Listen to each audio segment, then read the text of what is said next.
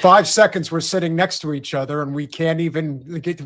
We're good. I'm not touching you. Hello, everyone. Welcome to Monday night. It is time for Revolutionary Change. I'm Jen Perelman. I'm Peter Hager. And for the last time, it is Happy Solstice. It's Happy Solstice. Happy Solstice. And this is going to be one of the last. Well, this will be the last time within the current location that Jen and I will be sitting next to each other. So yeah, enjoy the evening while you can, ladies and gentlemen. I don't know if I can.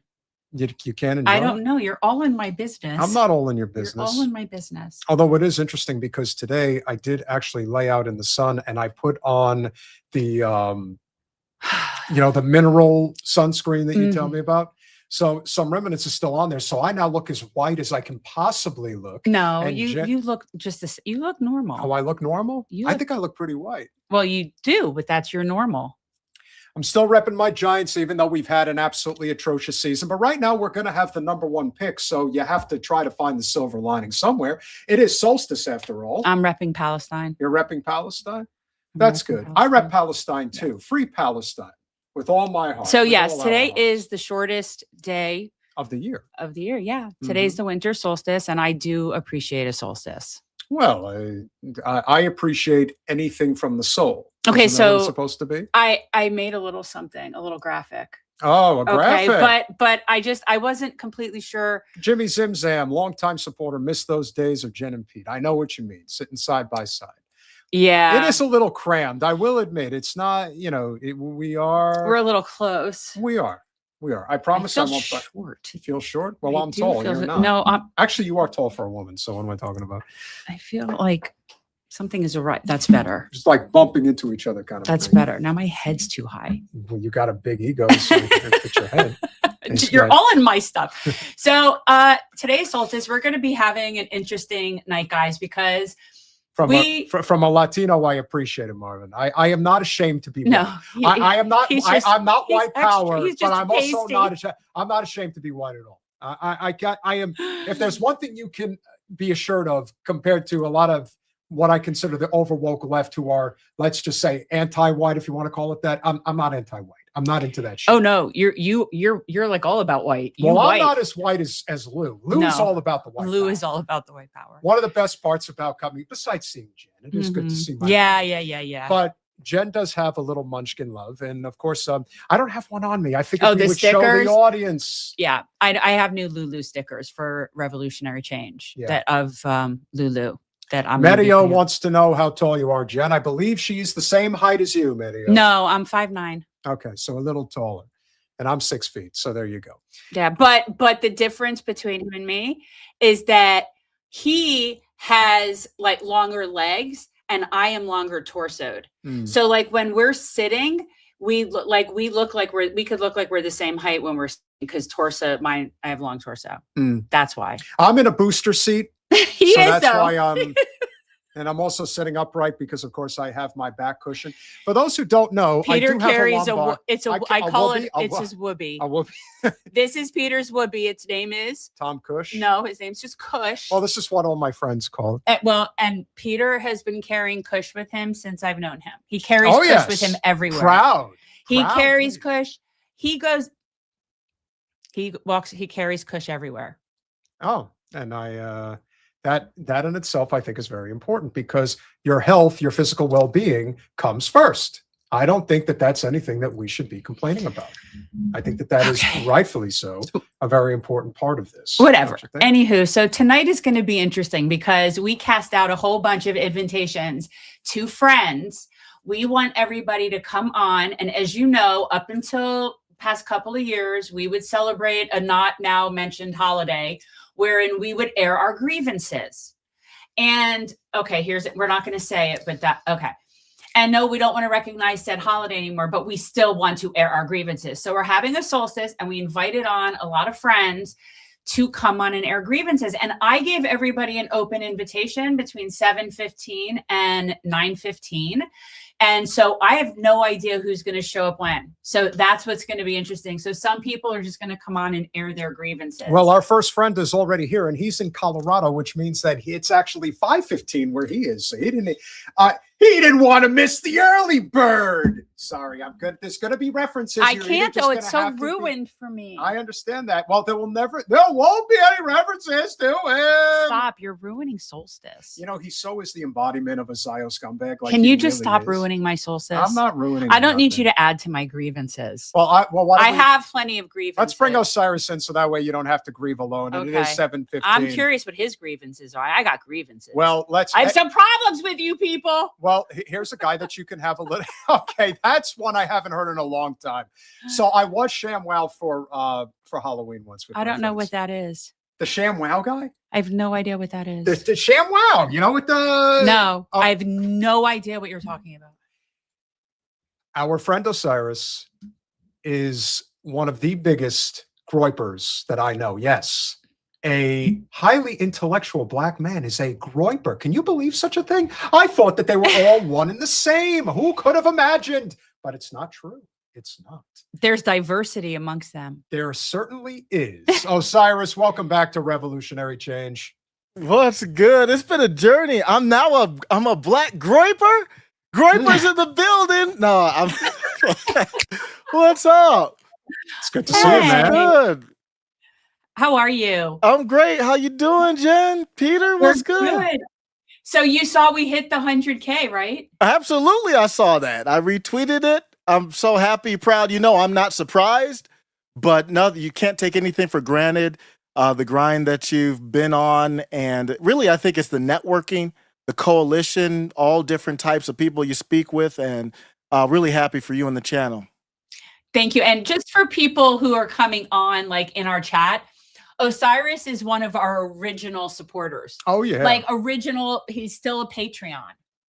Yeah. Like it's totally cool. That's good.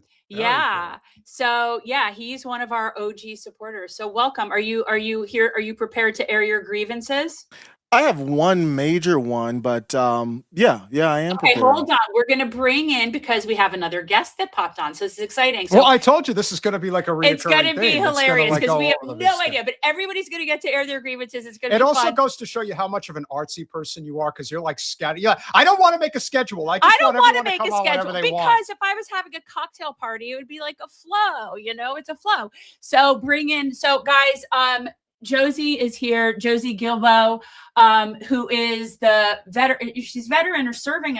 Wait, bring her in. She is a former U.S. Former Army, US Army. all source intel analyst and somebody who actually is a real hero and a disruptor in the halls of Congress. Josie, welcome back to Revolutionary Change. Hi. Hi. Is it a Christmas party? Irish Josie. Yeah. You came This is- prepared. I love it. Yeah, I was like, if this is a Christmas party, I need to bring in the Christmas decor. But my favorite piece, this is my favorite piece. Look at that. Nice. Very nice. That's very nice. See, and here's the thing: Absolutely. across the political spectrum, we all agree. Isn't Yeah. that like we can all agree on that? So, Josie and Osiris, say hi, everyone. Hi. Hello. We're gonna air grievances. So, Osiris, why don't you start? Let's start with, we're gonna start and see where this takes us because I'm sure we have a lot of similar grievances. Oh, yes. Yeah, I'll start with a semi-serious one. Actually, pretty serious. You know, for my channel, I've always wanted to connect with people on different perspectives, just like we're doing right now. And I was labeled a black groyper, but I'm a friend of the groypers. Groypers are a certain demographic, I would say. But Nick Fuentes, he actually opened up an invitation to work with people who might be called on the left. And he said he was willing to compromise on the free market. And I have heard no one that I've seen take him up on that offer. And that's a grievance. That's my first grievance. Did you? Oh, Because absolutely. I don't participate in your Nick Fuentes discussions. Listen, as far as I'm concerned, Fuentes is definitely, again, I'm not going to say he's intelligence. This is, I'm sure Josie hears this all the time about Tucker's intelligence, Candace's intelligence list. All I know is that he's mealy-mouthed on a lot of things when it comes to Israel. On the one hand, he says the right thing. On another hand, he may say something else. But at the end of the day, as you often like to say, a substantial portion of people that are involved in politics, they need upper management. They need somebody to follow, somebody to guide them, because this is just the way that it is. It's why people like going to rallies and they go to AmFest in Arizona. Let's join the rally and get excited. See, I'd so much rather go to a music festival, right? Like that makes sense to me. I agree. Would I break bread with Fuentes and just figure out how to like deal with Israel, for example? Absolutely. Because at the end of the day, but what is it about him? He's. How do you like him, Osiris? He's such like this like little white boy. Like, how do you like him? There you go again with the racism. What's I'm going on? sorry, No, it's but funny. he's He just wouldn't in take. his own silo, and he's self-proclaimed like virgin, but he hates women. But he's like, that is so dysfunctional. Like, it's so weird. And what does that do for like what is man? What is a man? That is so unmanly. Hamburger, who is our new troll along with Travers. He's the resident troll, but I like the guy. He's great. Nick Fuentes is a professional shit to start with. I just don't get the deal with him. That's all. I don't get it. A lot of people actually from different perspectives, libertarian even, and the left, have started listening to him since basically since the whole October 7th. He has, if you listen to his show, basically the heart of the show, believe it or not, for those who don't listen, it is not mundane. It's like really deep dive on basic political topics. It's really the heart of the show. And then you see the clips of all the funny stuff that get views, but he's one of the smartest political analysts, just flat out, that exists out there.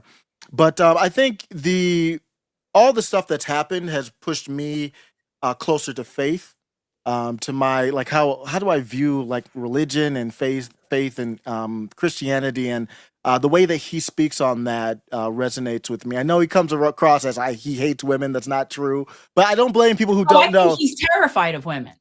I think he definitely doesn't think. Death. He has made it very clear he doesn't want women to vote. But to your point, I would also sit down at the table with him. And as someone who is a follower of Jesus Christ, he sat at the table with the worst sinners. He sat at the table with the murderers, with the promiscuous women, with people who were the undesirables, because that's where the real work is. And if you don't want to preach to the choir, and if you want to bring like a solid force of love and humanity into this world, the people you have to sit at the table with are not going to be the ones you're preaching to the choir. It's going to be the ones who you have to have those hard conversations, meet them where they are, and plant seeds. So I would totally sit at the table with him, because he needs more people like us that's here right now in his life to bring him, further along to encompass all of humanity. But so to your point, if we are true Christians and want to practice what Jesus teaches, we will sit at the table with him. I would also imagine that with the experiences that you and Anthony have had in the halls of Congress, that you need as many supporters and movement leaders as possible to back you up, because in so many instances, you're kind of out on an island. And even if there are people there that want to support you, they don't have the intestinal fortitude to even put themselves in a position where they may be put into handcuffs. Like, there's really something to be said for just having the balls to go into Capitol Hill and just do what's necessary. And so I totally understand where you're coming from. And that's why, like I said, I could have very profound disagreements with Nick, and I do, but I also believe that he is an influential person. There's no question about it, that once you get past Tucker and Candace, it's really, you toss it up in the air in terms of who's the next most influential person. And if he told me it was Fuentes, I wouldn't be able to argue that point. I think it's probably very valid. Absolutely. Okay, so we have a new person coming in. So Osiris, is that like your main grievance? And then we're going to invite Mel in, and we're going to get to Josie's first grievance. And then we will continue like a round robin. So guys, we have half of, and I always forget the name. Previously prohibited podcast. We have half of the team of Previously Prohibited podcast. You know the Crazy Village lady, because she is if there is a whisperer on X, if there is a true whisperer on X that even the biggest accounts are like, yeah, whatever that lady's saying, that's who I'm backing. Mel, welcome back to Revolutionary Change. Hi so much for having me. Okay, so we're starting to go around and share grievances, and Osiris shared his grievance, and we're going to go in order. So, Josie, let's hear like one of your grievances. Okay, I'm going to say this as a white person because it needs to be said. Okay. This past year, we're ending out 2025, and this past year, the most frustrating thing has been the white liberals, the people who try and dictate how the Palestinians are going to be liberated, how the Black people are going to be liberated, how LGBTQ are going to be liberated. One of the most frustrating moments throughout, like multiple moments throughout this year, is having to deal with white people overpowering the voices of the oppressed. Can we Do you know what that is? talk about that? Do you know what I call that? What is that? I call it white liberal, but there might be a better word. Yeah, caucasity. It's caucasity. I like and it. It's a certain type of person for sure. And it's generally the common denominator is privilege. That's what we're speaking about. I mean, that's the common denominator, but it does tend to be white. It isn't always white, it does. but it does tend to be white. But yeah, I call that caucasity. Making decisions one for of the things that most you know nothing frustrating. about. I'm a new activist, quote unquote, right? I've only been doing this 2 years, since October 7th. And I see why we don't make progress, because we're not listening to the ones who've been doing this for probably now hundreds of years. Let's listen to the people who have been fighting oppression for generations on generations. And you're a support person. You're helper. I tell people my role, helper. I'm support. Where do you need me? And what do I need to amplify? Because I'm not fighting for me. I'm fighting for you. So you tell me what you need me to do. That has been one of the most frustrating things. And I am going into this new year calling people out, because I avoid conflict. I avoid confrontation. I just like that Bart Simpson meme where he just like disappears into the bush. As soon as things start, I'm like, not me. No, this year, this is the year. I'm calling people out. So be prepared. That's awesome. No, I appreciate that. No, it's good. And you know what? Quite honestly, for the fact that you've only been doing this 2 years, that's very astute. It took me a lot longer to really see that pattern.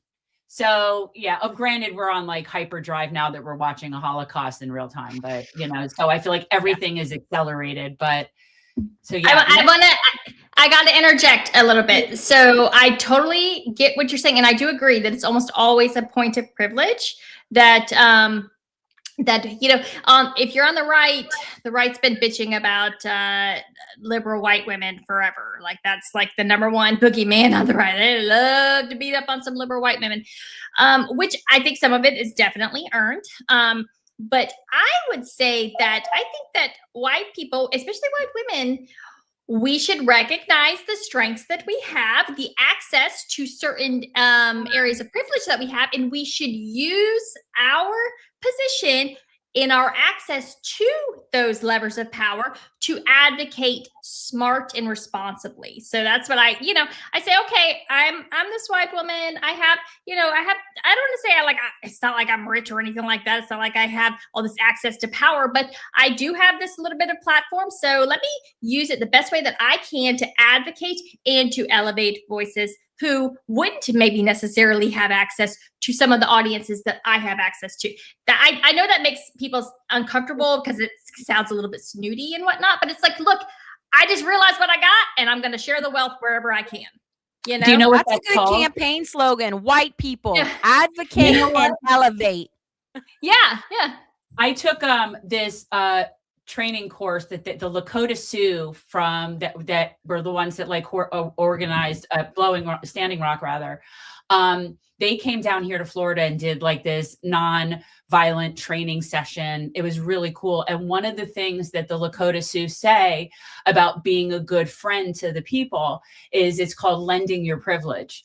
And that always stuck with me. So, but that's exactly what we do. So you lend your privilege, and that's what you're saying. Yeah. One of the biggest one of the biggest problems in political circles, especially if you've been around, various campaigns and just events and things like that, especially as you allude to the liberal side of politics, is people want to be seen and they want to be heard. And taking a step back is a very hard thing to do. But if you have the knowledge and the understanding, like for people like myself and Jen, I can easily stand in a room and not say a word for 2 hours. Because sometimes you have to accept the fact that there are people who just simply want to be, in the spotlight. They want to be noticed and all of that. Erica Kirk. But this is just part of what politics has become. And in my opinion, it's warranted if it's for a cause that matters. If it isn't, then you're just wasting time. And the one thing we learned, especially down here in South Florida, it's a circular firing squad. Like, you're wasting your time if you think you're getting anywhere in these types of groups. However, I think we can all come to the same conclusion, is that elections matter, but in the grand scheme of what we're trying to accomplish right now, they don't mean anything. This is all about a movement that we're trying to advocate for serious fundamental change. And if there is a person who is advocating for that change on Capitol Hill, along with Josie, it is friend of the show and somebody I consider a personal friend, Anthony Aguilar. Hello. How are you, brother? Hi, Anthony. So, okay, Anthony, welcome to the Soulstice party. We're going to move on. And so, Mel, we need to know give us a good grievance. We need some good grievances. We're commiserating here, but let's say this. Let's say, like, though we are normally much more feisty, let us have we will listen and we will not judge with everybody's grievances. Yeah. So my number one grievance probably on the right is the unwillingness of MAGA people who say that they're anti-war, say that they're populists, which populism, obviously, the fundamentalism of populism is what's good for the populace, right? Yeah. Is them just not being willing to voice any kind of, they've just turned into total cult members, right? Trump hasn't done jack for the populists. He hasn't done jack to serve the populist agenda. And it's been really depressing to watch how many of these people have they just fold and bend their way. And it's very, very frustrating, because I'm like, prior when it was Biden, I found a lot of common ground with a lot of people, and everyone was on the same page on a lot of these things. And now what we see, I guess, at the very top of the MAGA movement, definitely, what we've actually seen is this total alienation. I have about 20% of my followers just say they're never going to vote again, ever. They're done. They hate all of it. And then there's another 60% that won't even acknowledge that it's a total failure. And then, the remaining 20% are like diehard, will never criticize anything that Trump does. And so for me, it's just kind of sickening. I'm like, look, it's okay. Like, I don't know. For me, my biggest thing is just this cultish following of politicians. All politicians suck. They just all suck. Every last one of them. Don't ever make a politician your hero. Unfortunately, it is what it is.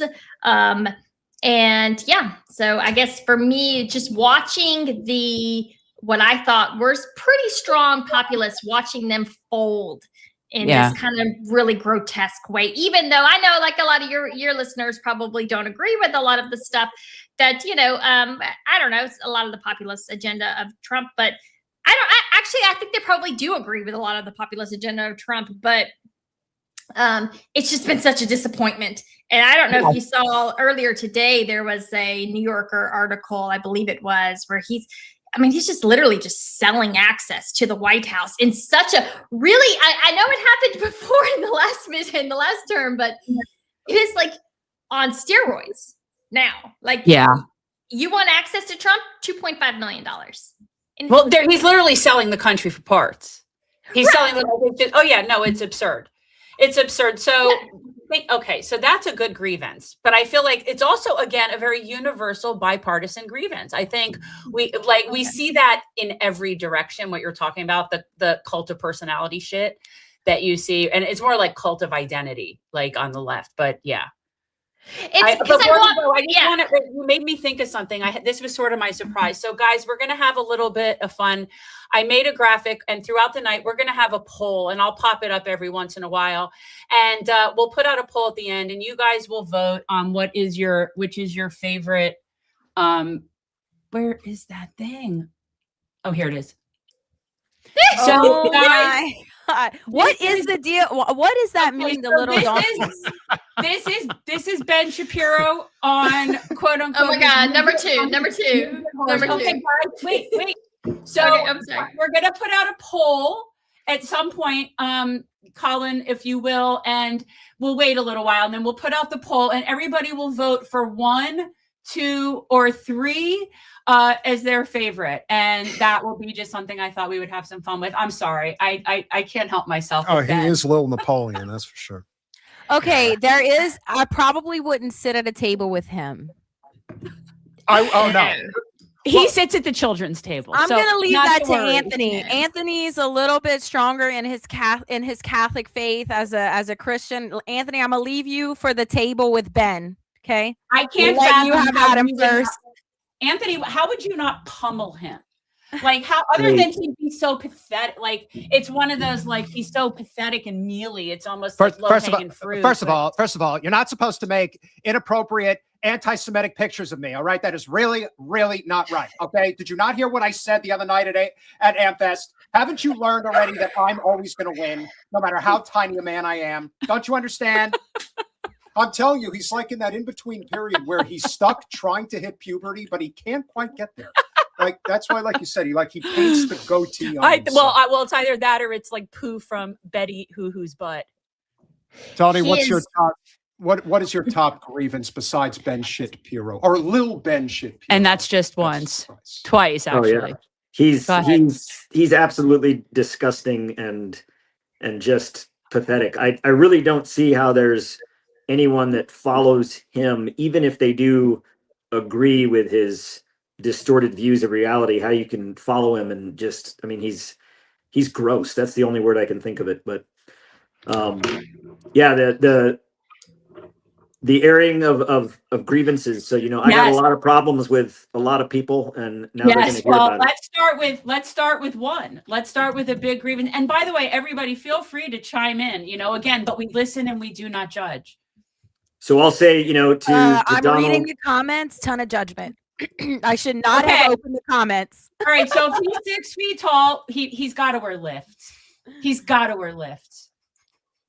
He's actually tall. He is a tall guy.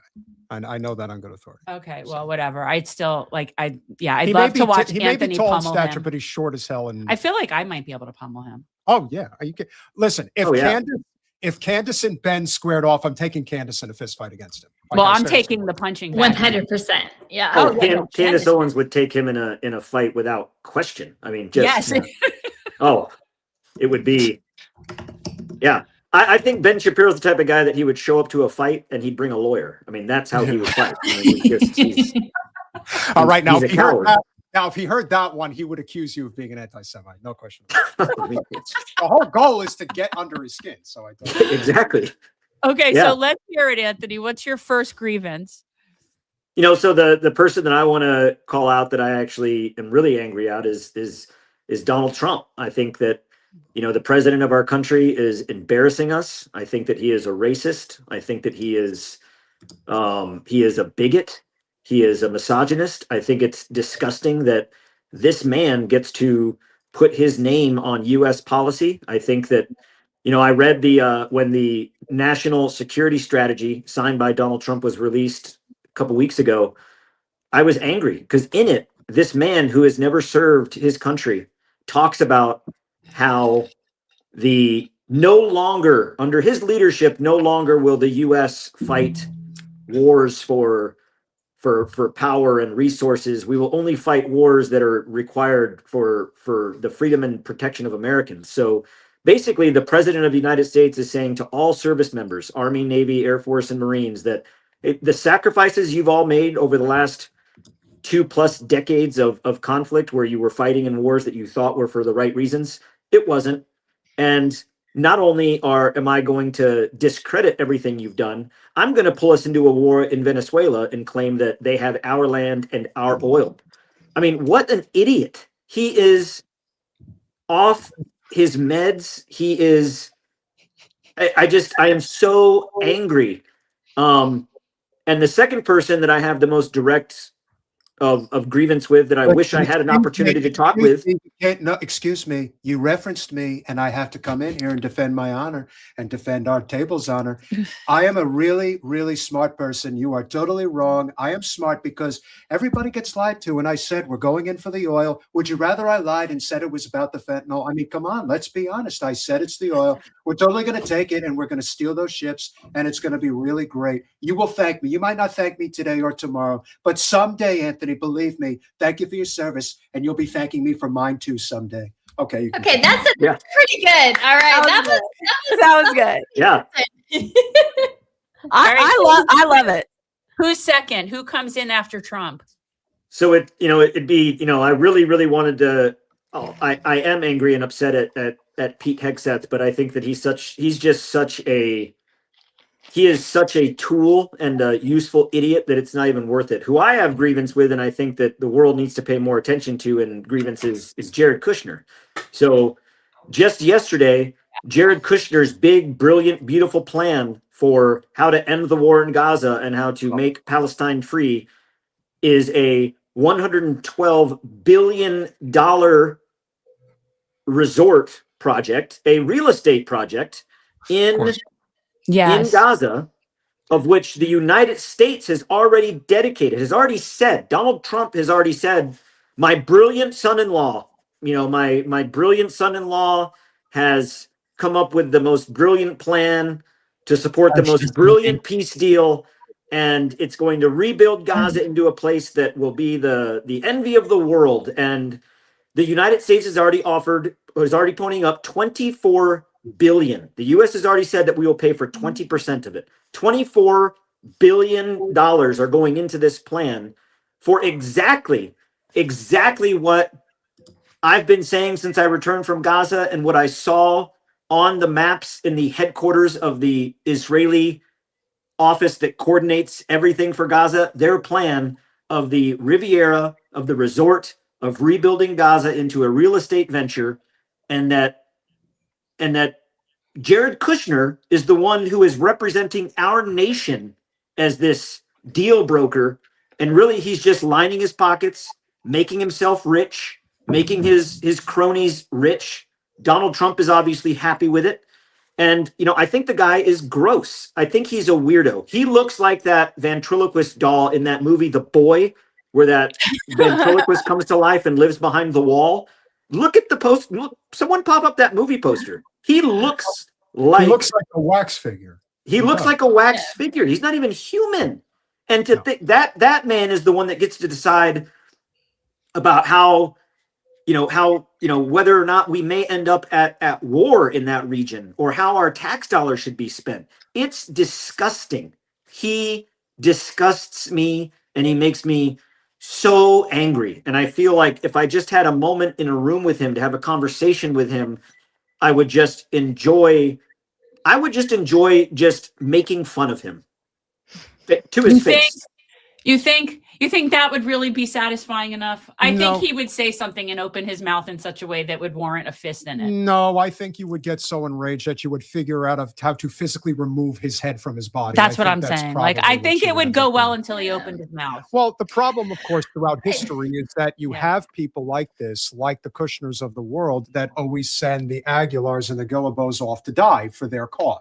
This has been a tale as old as time, and it almost happened to me, and I'm sure it's almost happened to a lot of people. And once you learn, you can't unsee it. So it's like, okay, I want to fight for my country. I want to defend my country because I love America. I don't love the people that run this country, and I'm not quite sure who does. I'd be very curious to know. Mel, you had a thought. Get in there. Right. Well, I think one of the problems with Jared Kushner is I actually think that if you got in a room with him, you would be surprised at how charismatic and charming that he is. People like this, they don't get they don't get to the positions that they are. They are, if they're nasty, right? He is actually extremely smooth from what I've heard. He is very, very friendly and nice, and he is conciliatory to people in grievances. He is conciliatory to grievances of all types, right? And people he's a smooth car salesman, right? I don't like to put down car salesmen by comparing them to war criminals or people who support war criminals, because most car salesmen are actually just normal people.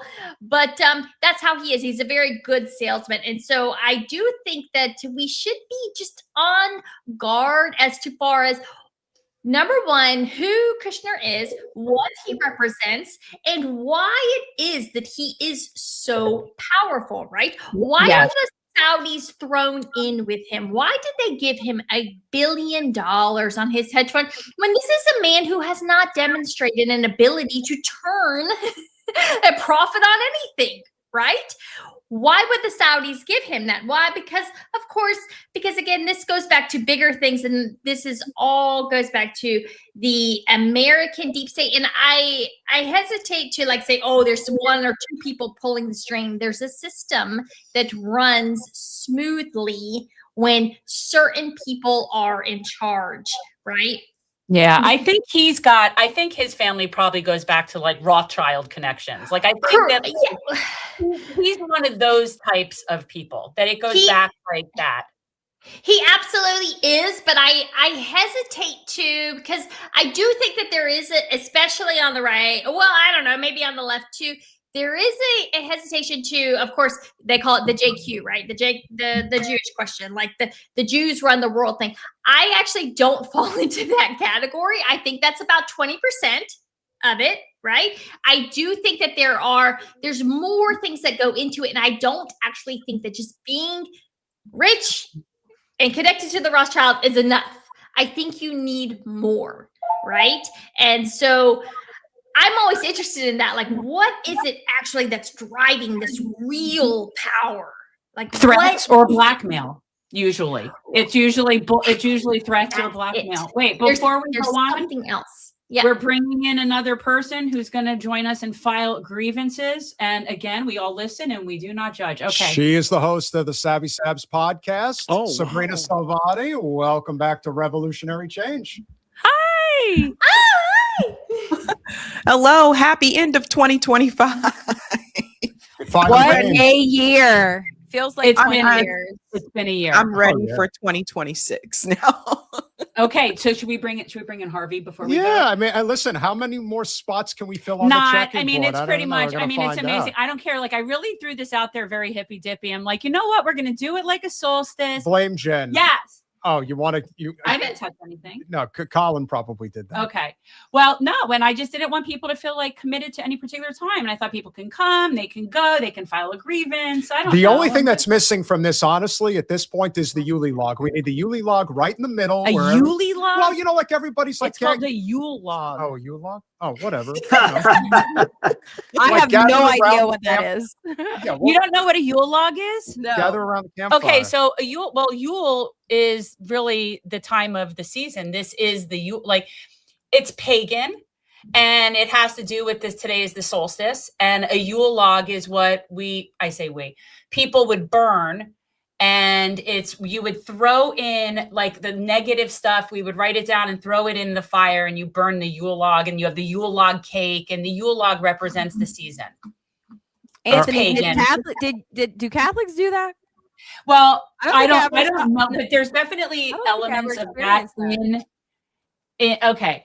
So there's definitely it. elements of that in Christianity and Catholicism. They adopted a lot of it because the birth of Jesus, I believe, was really sometime in spring, but it wasn't Summer. as popular summer. Okay. And so they needed to attach it to something to make it really catch on. And so pretty a lot sure it of was September. September, is that it? Well, that I technically counts. believe so. Yeah. Right, Well, so that's also true. correct. Yeah. It's all I heard counts. somebody going off saying that it had to have been in the springtime because of what they were doing with the herding and the flocking. What do you want I me to don't say to know. her? whatever he wants, Okay. however he wants to do it. Good.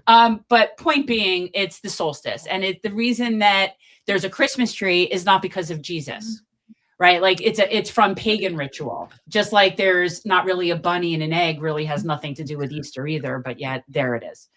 So anyhow, okay, Well, I got to add, yeah, but because of interpretation of separation of church and state, the Christmas tree and of course the bunny at Easter have actually taken on more prominence in terms of celebration because of that, because the court decided you can't have the nativity tree to represent Christ, or Christmas. It shows favoritism. So that's actually, it started in the late 70s where they really started to push that Christmas tree and that Easter because it or that banner because it got around those kind of limitations. Sorry. right. No, it's okay. It's all good. Yeah. But it makes Sad. sense. It does help make sense of things. Sabby, what is your top Grievance. grievance of 2025? Oh my God. Long list. I know this has been a crazy year, especially for news cycles.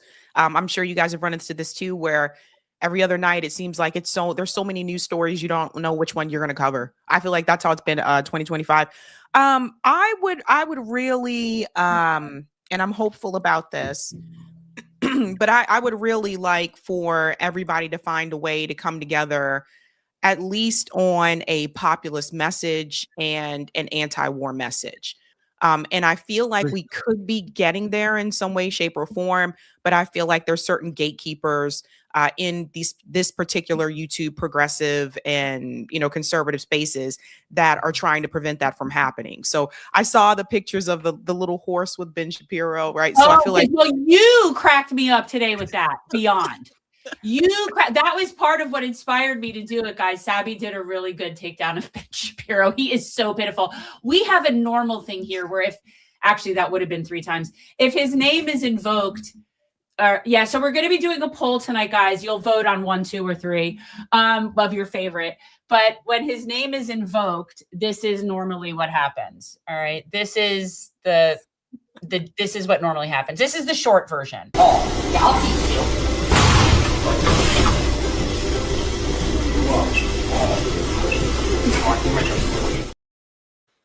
Is that's what so and then there's a longer version, but Ben is a favorite here, and it never gets old. Him in the bag, it never gets old. But I think I really appreciate Vicky crapped that, his diaper. and I appreciate what you're saying about gatekeepers, and it's always been something that's pissed me off in this entire industry since we've been doing this as well. Like it's very junior high school, and it's very, very frustrating. Yep. And that goes back to my grievance. My grievance. Okay. Go for it, Josie. That's it. You didn't get to hear my grievance, but it's exactly what you're saying. The gatekeepers that I've come across in the past year have mostly been white, privileged. I don't want to say liberals. I don't know if that's the right term. What did you say? Well, no, I call what you were complaining about. I call it as caucasity. Caucasity. Yeah. It's sort of like it's explaining to different groups what they need. It's explaining to and who like they can work with and who they cannot. That's the thing. Oh, you can't work with that person because they collabed on a video talking about a book that talked about an uncle that their cousin was maybe. I'm sorry, what? Yeah, see, that's definitely a liberal thing, right? You don't see that crap. There are people dying. What are you talking about? So funny enough, last night I had this woman come into my mentions, and I was talking about, so they were, of course, doing the whole like Nigerian Christians are being slaughtered. That means that we apparently have to bomb Nigeria kind of thing, and I had a Druze Israeli come into my mentions, and they said, why are you pushing the Qatari line by rejecting this, right? Which is just nuts. All of this is nuts, right? And I said, well, basically they were like, why are you shilling for Muslims? And I said, well, don't come in my mentions and tell me that and talk to me about this, because Muslims in Azerbaijan have been murdering Christians. Okay, and they're supplied by Israelis, and you all don't care at all. So don't tell me that you care about Christians all over the world, because you don't. Yeah. Obviously. And then this person comes in my thing and they're saying Muslims don't murder anybody. Check your effing language. If you guys remember a couple of weeks ago when James Lee got fired, and we, along with I think Matt Kim, were the first to have him on just to talk about what went on, and we really didn't mince words. It's like, it's pretty obvious here that if you're not, especially with Israel, like if you're going to come to a fork in the road and you're going to make a decision that's based on your own selfish interest, gatekeeping, if you will, and I don't have to name them, you know who I'm talking about.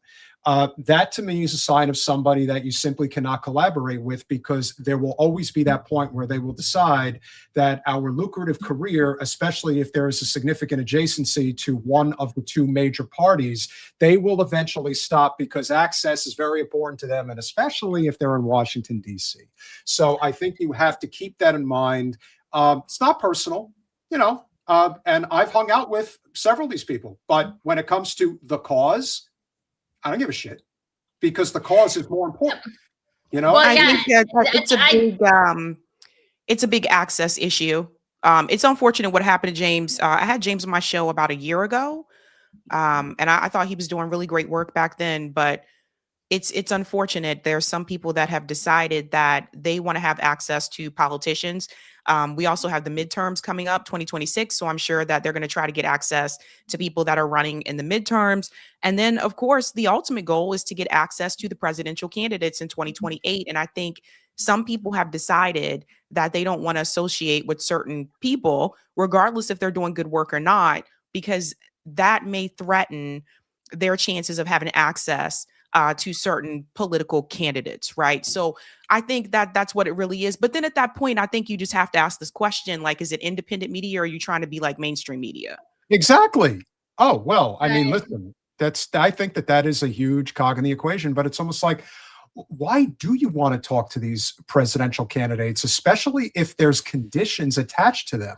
I'm not saying that it would have made any difference, because I think Trump ultimately would have won no matter what. But when Kamala was running, there were conditions put on everybody. There was no open conversation. You couldn't just say what was on your mind. Well, she can't hold a conversation. But I would say that the same is true. And that's fair.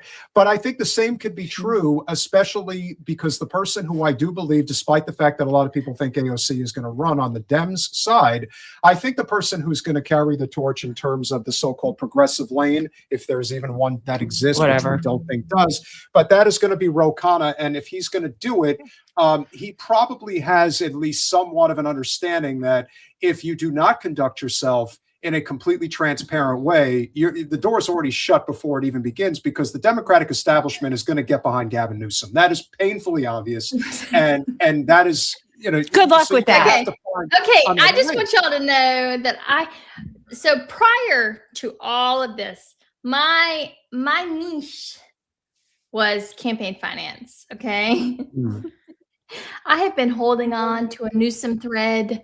I've been holding on to it. I have a whole folder.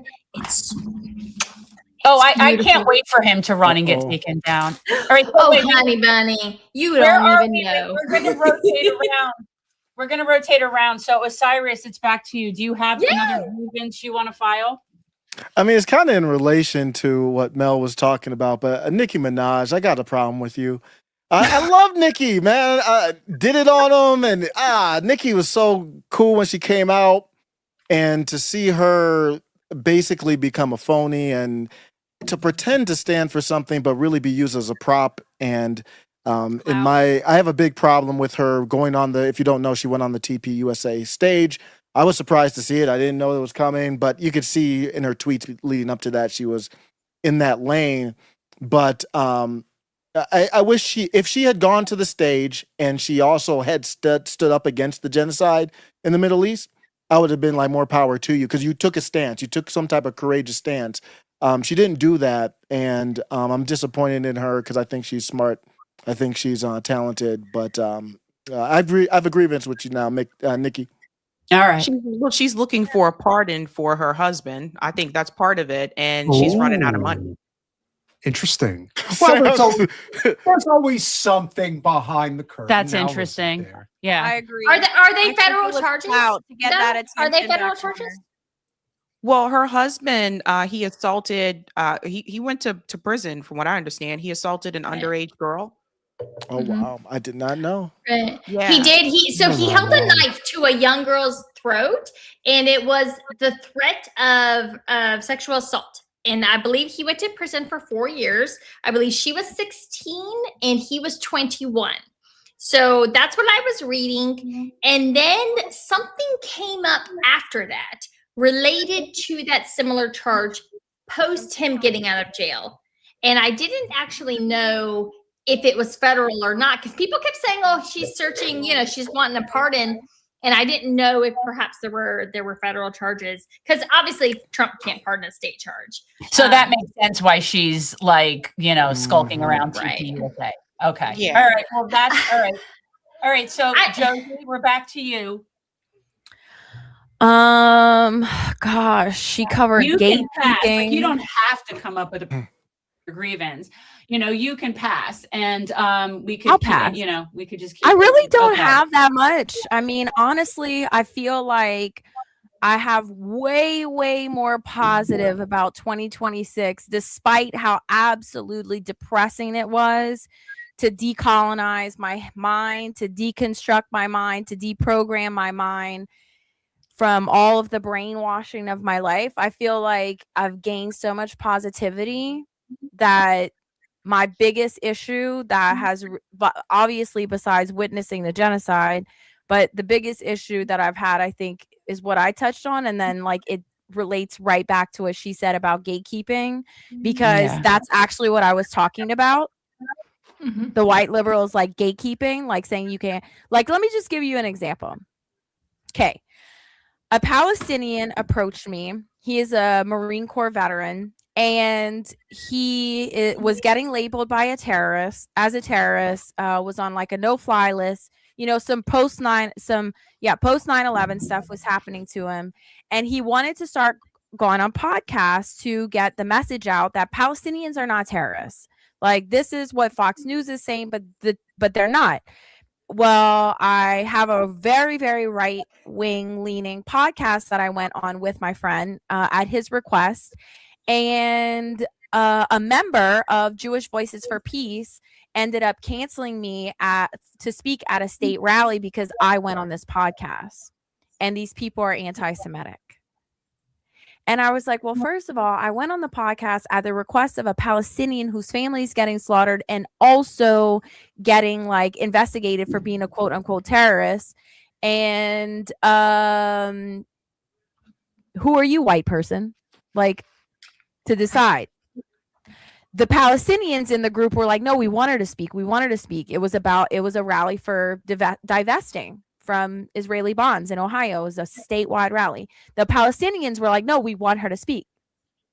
But Jewish white person said, no, she's anti-Semitic, or she hangs out with anti-Semitic people. So this is one of 15 to 20 situations that have happened this past year of a white person gatekeeping a Palestinian voice. This is why Sabby and I have a very good understanding, because if you want to see white liberal hell, go to the Boston suburbs and just understand what this. No. Come on, people. We have to do it this way and then that way. And it's no, this is not how this works. In fact, if anything, because you are in a position of comfort and privilege, you actually should be standing back and observing and listening and understanding how you can play a role without having to always grab the baton, because again, you're just so used to always having things done on your terms. That's not how the world Okay, works. so let's address Look, this. I gotta This is what I say. I gotta interject. Okay. Wait, I say, what second, concentration? Wait, hold on. I say, what concentration camp you want to put him in then? Wait, every one time second, people- guys. So You're we you're touched on Nazi, this. you're fascist, you're anti. They call people on the right this, right? I say, okay, what Yeah. concentration camp you want to put him in?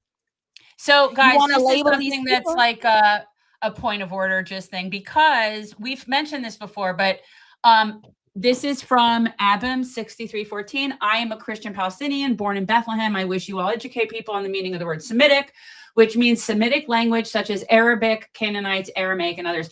And we have discussed that here, that the actual Semites are the people of that region and are not the white Ashkenazi Jews that are constantly telling everybody that they're anti-Semitic when they're not even Semites.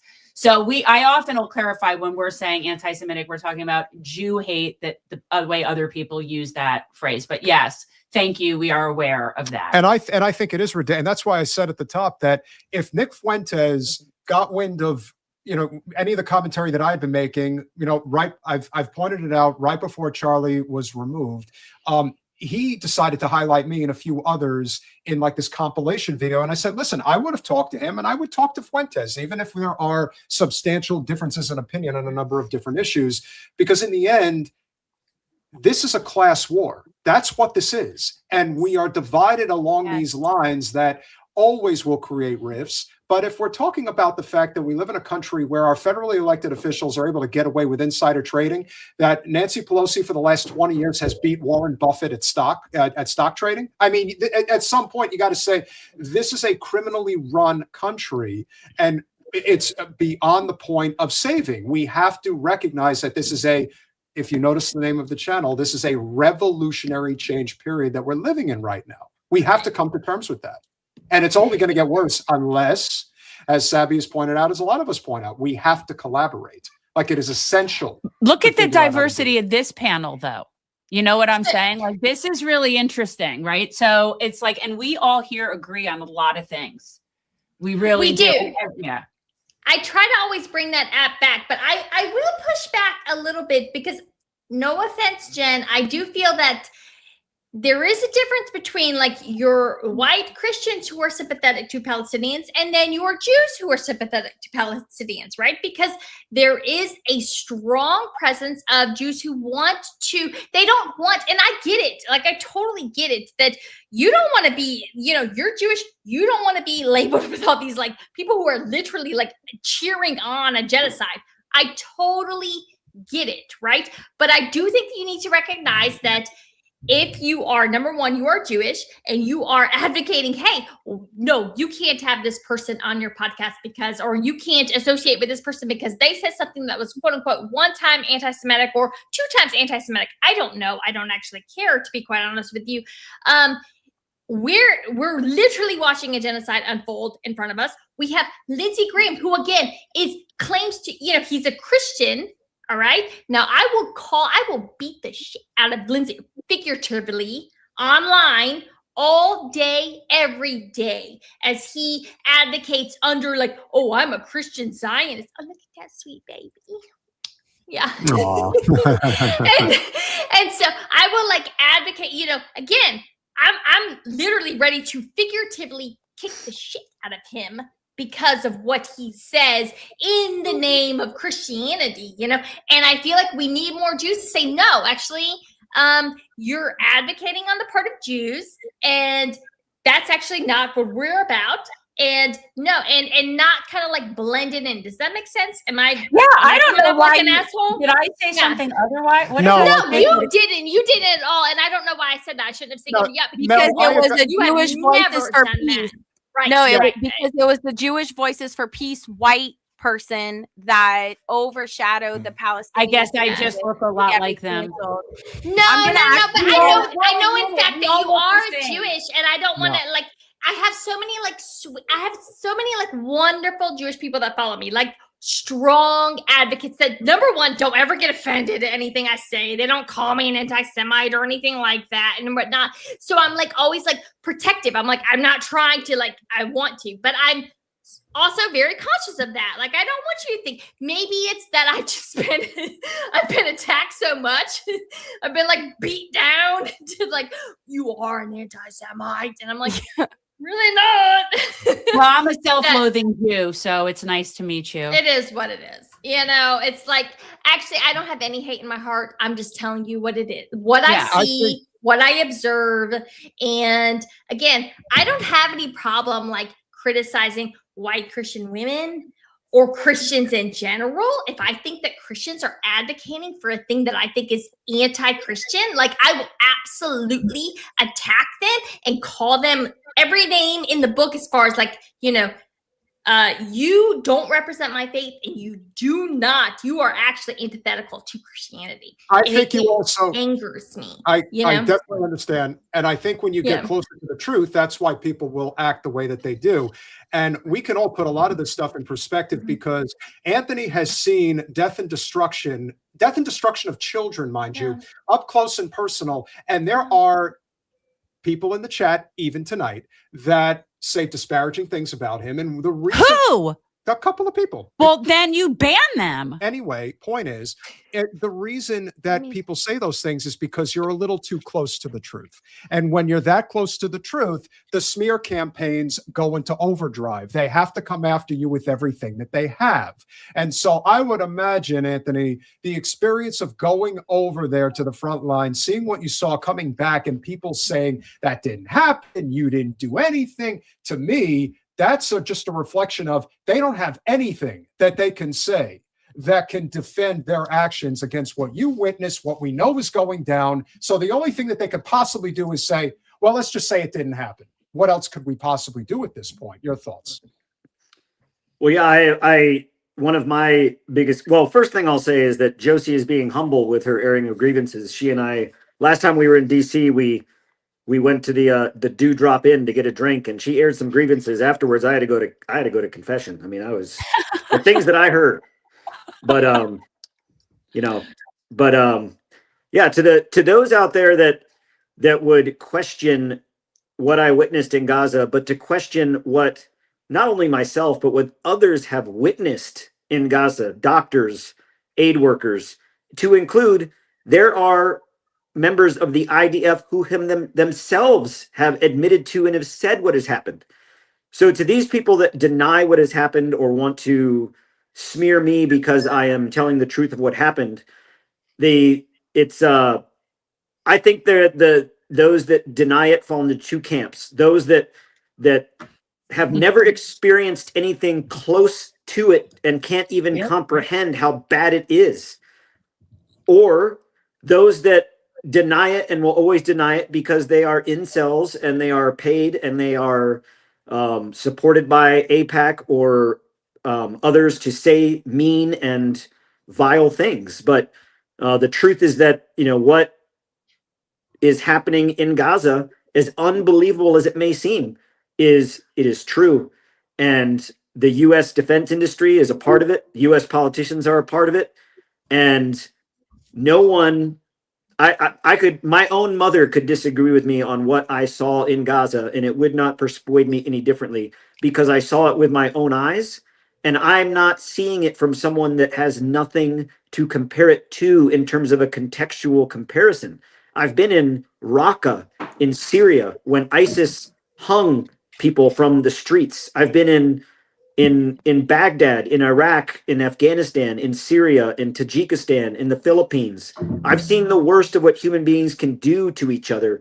And what I witnessed in Gaza is by far the worst that I have ever experienced in my entire life, in my military career. And anybody that would say different, I'd say that either they don't know what they're talking about, they have not experienced it, or if they have experienced it and they're making a comparison to what they've seen in Gaza, then there's something wrong with them mentally. There is something wrong with them.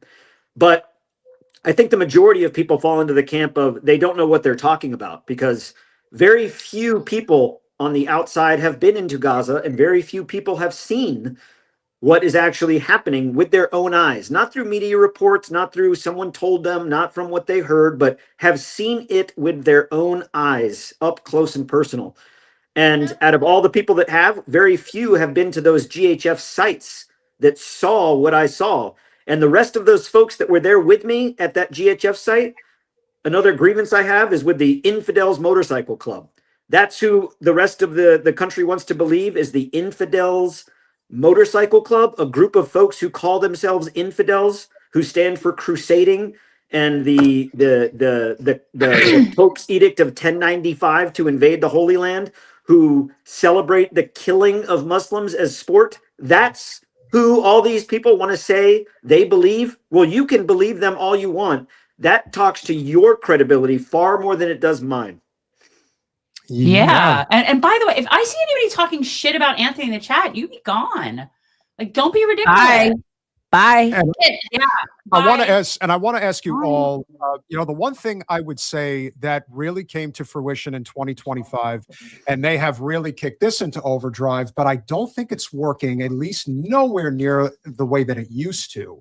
Anti-Muslim bigotry used to have a place. It still does in almost every politician and every, what you would call independent or corporate media talking head adjacent to one of the two major parties. They will still go down that road of speaking ill about whether it is Muslims outright or just jihadists, if you will. But I'm finding that talking point is not landing the way it used to. I'm finding that is not Only with bots. I think that now there are bot farms. Yeah. Well, you So said I bot don't think farms. they have to pay people, but and There that are was something that there are Ben literally Shapiro bot got called out farms for. that make these Islamophobia comments underneath, like, okay, this person's gonna post this, and all these like reactions that are against Muslims Yeah. that are, and you could, and every time I click them, because I'll be clicking them, it's like 6 followers. Yeah. Random picture. I'm like, oh, They're not real. Mel probably knows that as platform. much as, and Sabs too. The larger accounts, you probably see that all day. Well, Yeah. I Okay, do, wait, and I don't know about. wait. I know Sab. I've seen your stuff. I interact with your stuff all the time. I know you do as mine, and I think you do a very good job. And I try to do a good job of. You have to kind of landscape. Okay. I don't let these people in my stuff. I see your stuff. You're doing some kind of disparaging, sick thing about Muslims. Boom, blocked. Hey, I hide your comment and you are immediately blocked. Immediately. No, you are not allowed to spread your hate. You are not allowed to grift off of my following. Okay. And it's funny. I was talking to my sister the other day and she said, because I love my co-host Janine and she's so sweet, but she's a free speech lawyer, right? So she doesn't like to block people. She gets very about blocking people. No, this is different. We're not a public space. This is Exactly. like my living room. Exactly. This is like my living room. My sister says, Janine's stuff has been showing up in my timeline a lot more, but her comments are so depressing.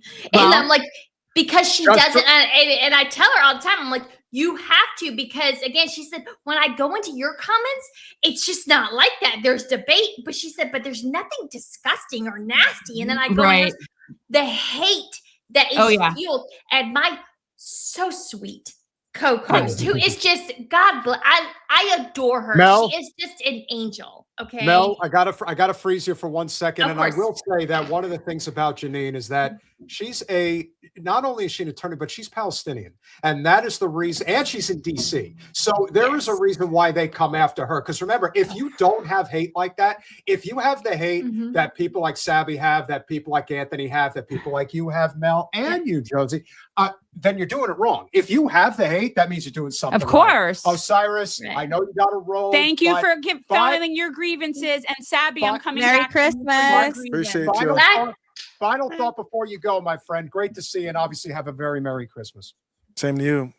Take care. Okay. Bye. Bye. Merry Christmas. All right, Christmas. Sabby, we're back around. So let's hear your next grievance. Oh dear. So one of the things I did talk about recently on the podcast is I just don't want any repeats for 2028. Kamala Harris, I don't know if everybody knows, but it's been announced that she's planning to run again in 2028. Oh my God. No more Kamala, no more Clintons, no more Bushes, just no more repeats. I think it needs to be fresh. fresh faces, fresh energy, and it has to be someone who is running on a populist message, not someone that's running on like this neocon ideology, like the Lindsey Graham type or whatever, but also they have to be running on a plan for affordability for people here, right here in the United States. And one of the things I noticed with that America Fest is that Vivek Ramaswamy was there, and he was one of the people that said that people need to run on affordability, and he decided to use that opportunity to make it about identity. And that was the thing that I really noticed is I'm like, JD Vance is bringing these things up. Vivek Ramaswamy is bringing it up. We all know what Ben Shapiro did. He started to attack people individually. And I'm just like, but here's the thing. The poll that was released today from Polymarket shows that even after all of that, JD Vance has now expanded his lead in the presidential race. And that's including Gavin Newsom and AOC in that. And ultimately, what I realized is that the Democratic Party never created something like Turning Point USA. They never created something to counter that. Nope. And it's a problem. So as messy as everything is right now with TPUSA and all the corruption that's coming out, don't sleep on them, because as the numbers are showing right now, like they could still pull this off come 2020. Absolutely. They're not. All right, guys, wait, we're going to debate that in a second. We're going to bring in another guest. This is a friend of ours who's been around also from the early days of the show. He's in a not so good mood right now because the Packers really blew it against the Bears the other day. Okay, but, so you gotta call a spade. All right, but this is a professor emeritus of democracy at the University of Wisconsin, Green Bay. He's a friend of the show. He is one of the writers, co-founders of the 21st Century Economic Bill of Rights. Professor Harvey K., welcome to Revolutionary Change. Hi. Good evening. It's been a while since I've seen your faces. Hi. Well, I invited you for our 5th anniversary, but it was your birthday, and so we couldn't be graced with your presence. No, I appreciate the invitations. I'm always busy just on those days. Of course you are. So yeah. we are going around, and now you are the new person in the room. So what is your first grievance you were going to air for the end of the year? My grievance is the year. It's been quite the year. It's been a year. Yeah. It's but it's my grievance isn't with. I mean, I just plainly despise the folks in Washington, but my grievance isn't with Trump and they're just disgusting pieces of shit. My grievance is, as it has been for decades, it's with the Democratic Party. And I was hoping, I was imagining, and why I should even imagine is crazy. I was trying to imagine that with the new leadership, I don't know Ken Martin, so I can't speak about him specifically, but maybe with people were telling me I should expect things. But I don't understand why it is that the Democrats haven't figured out how to come up with any kind of vision whatsoever. Maybe was there some question as to whether or not the Democrats might actually blow 2026 a moment ago? Well, I think we've talked about this many times before, and I still think this gets back to what happened with Bernie in 2015 and 2016. He ran a true populist left campaign based solely on economics, and there's a reason he took off like a rocket ship. And it is a party that is not only archaic in terms of its leadership, but its thought process and its funding. And when you are a party that is funded hook, line, and sinker by corporate special interest money, and this is why I've always said Democrats are more dangerous than Republicans, because they go in through the back door. Republicans go right out the front door. And so in the case of the Democrats, they're still fully, in terms of the establishment, fully in support of Israel and what they're doing right now. And they're much more subtle about it. They're much more behind the scenes. Whereas on the GOP side, it's much more out in front. So the rage and the anger is much more demonstrable. Whereas we're now looking at it from the perspective of, okay, so who's the real populist left person that's going to come up and, lead the charge on the Democratic side? But I got to tell you, Harvey, I'm at the point now where I'm not sure that the Democratic brand could be saved, because I don't know who is going to trust the party ever again even if it's AOC and she creates a firestorm. It's like, no, we've seen this movie one too many times, where it's like, where is the trust and the faith going to come from? And you come from one of the truly best populous states in the country. I mean, come on, it's the state of La Follette after all. So when you think about Wisconsin politics and just the upper Midwest politics in general, which I think have the best political ideology in the country, to me, it's sad to see that it's come to this, but I think if we're not organizing along class lines, and we're not organizing no matter what party or affiliation you're looking to be in. Yep. Yeah, well, in that vein as well, as long as we've introduced class, which is my primary interest, I've also been terribly disappointed with the AFL-CIO and the labor movement generally. There's just there's no action. There's no talk of where do we go from here. There's no talk of what the labor movement's really about and why we're not doing it, or what the Democratic Party is supposed to be about. But look, I mean, it really is tragic and utterly ironic right now that when Americans have no less affection for democracy than ever, the Democratic Party doesn't know how to speak to people at all. Okay. No, So this is them, Harvey. Yes. Yeah. Yes. Yeah. That's as much as you're going to get from anybody in that position. I have a question for add you. here What do you with think the- about the vacuum that's been created by both the right and the left for the Green Party? I don't know. Sabby, pro- wait. Sabby, what were you going to say before I answer that? I think Sabby I- has a thought. and I have some things I can say about the Green Party as well, but I think that it's really telling that you don't have other Democrat politicians standing along with Ro Khanna right now with the Epstein files. Same thing with Thomas Massey. Like, where's everybody else? Why are they so silent on this issue? So it's kind of weird to me that they're not standing beside Ro Khanna with the Epstein files, because that's bipartisan and just that's an easy layup to me. With the Green Party in particular, I think the problem, and I've talked to the Green Party members about this on my show, and I've talked to Green Party candidates about this on my show, is that when I say you have to want to win, I mean that you got to go all out. So if we look at someone like Zoran Mandami, for example, Zoran's campaign, they said they knocked on 3 million doors. Okay, 3 million doors. That's how many doors they had to knock on for a Democratic candidate. So that means that if you're a Green Party, you got to knock on more than that. And I've had these conversations with Butch Ware, and he gets it and he understands it. And he said, yes, there has to be change.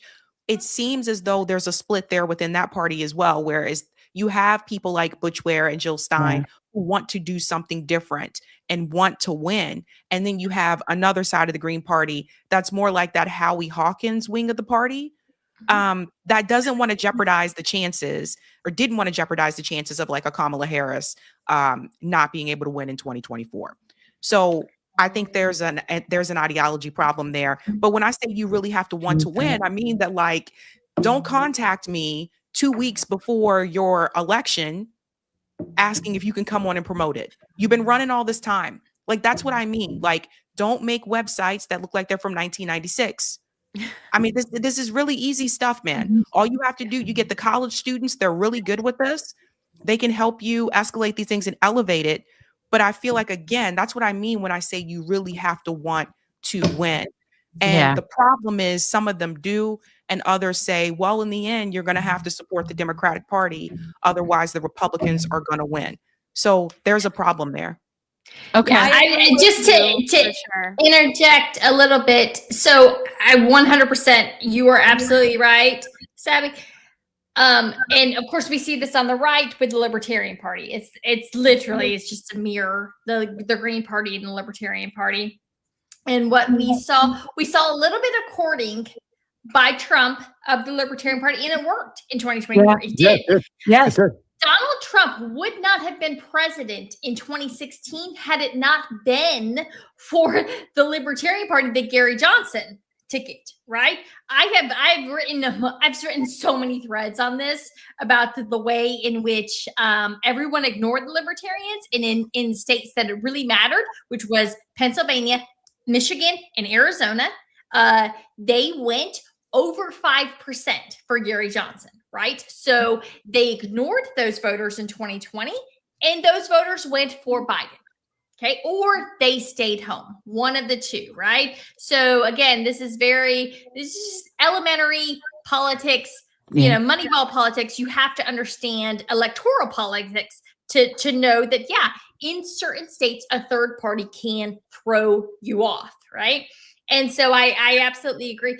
But the reluctance and the arrogance of the two main parties, and that is their problem, right?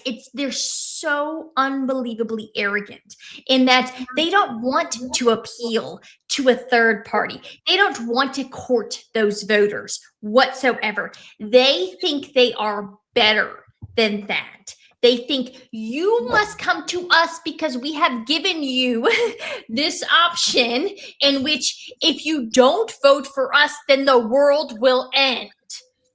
That's their pitch. All right, so let me do a quick pitch since you did mention Butch, Sabby, and we are on a temporary hiatus from being able to talk to our friend Butch, but I'm going to put it right over my face, or it might be over Peter's face. No, Let's it's put on these over yours. my face. So, guys, our PAC is Revolutionary Change PAC, and Butch Ware is our first candidate, and we are really wanting to raise enough money to have a good ground game and help him out in California because it is a ground game. So we're hoping to be able to. What district?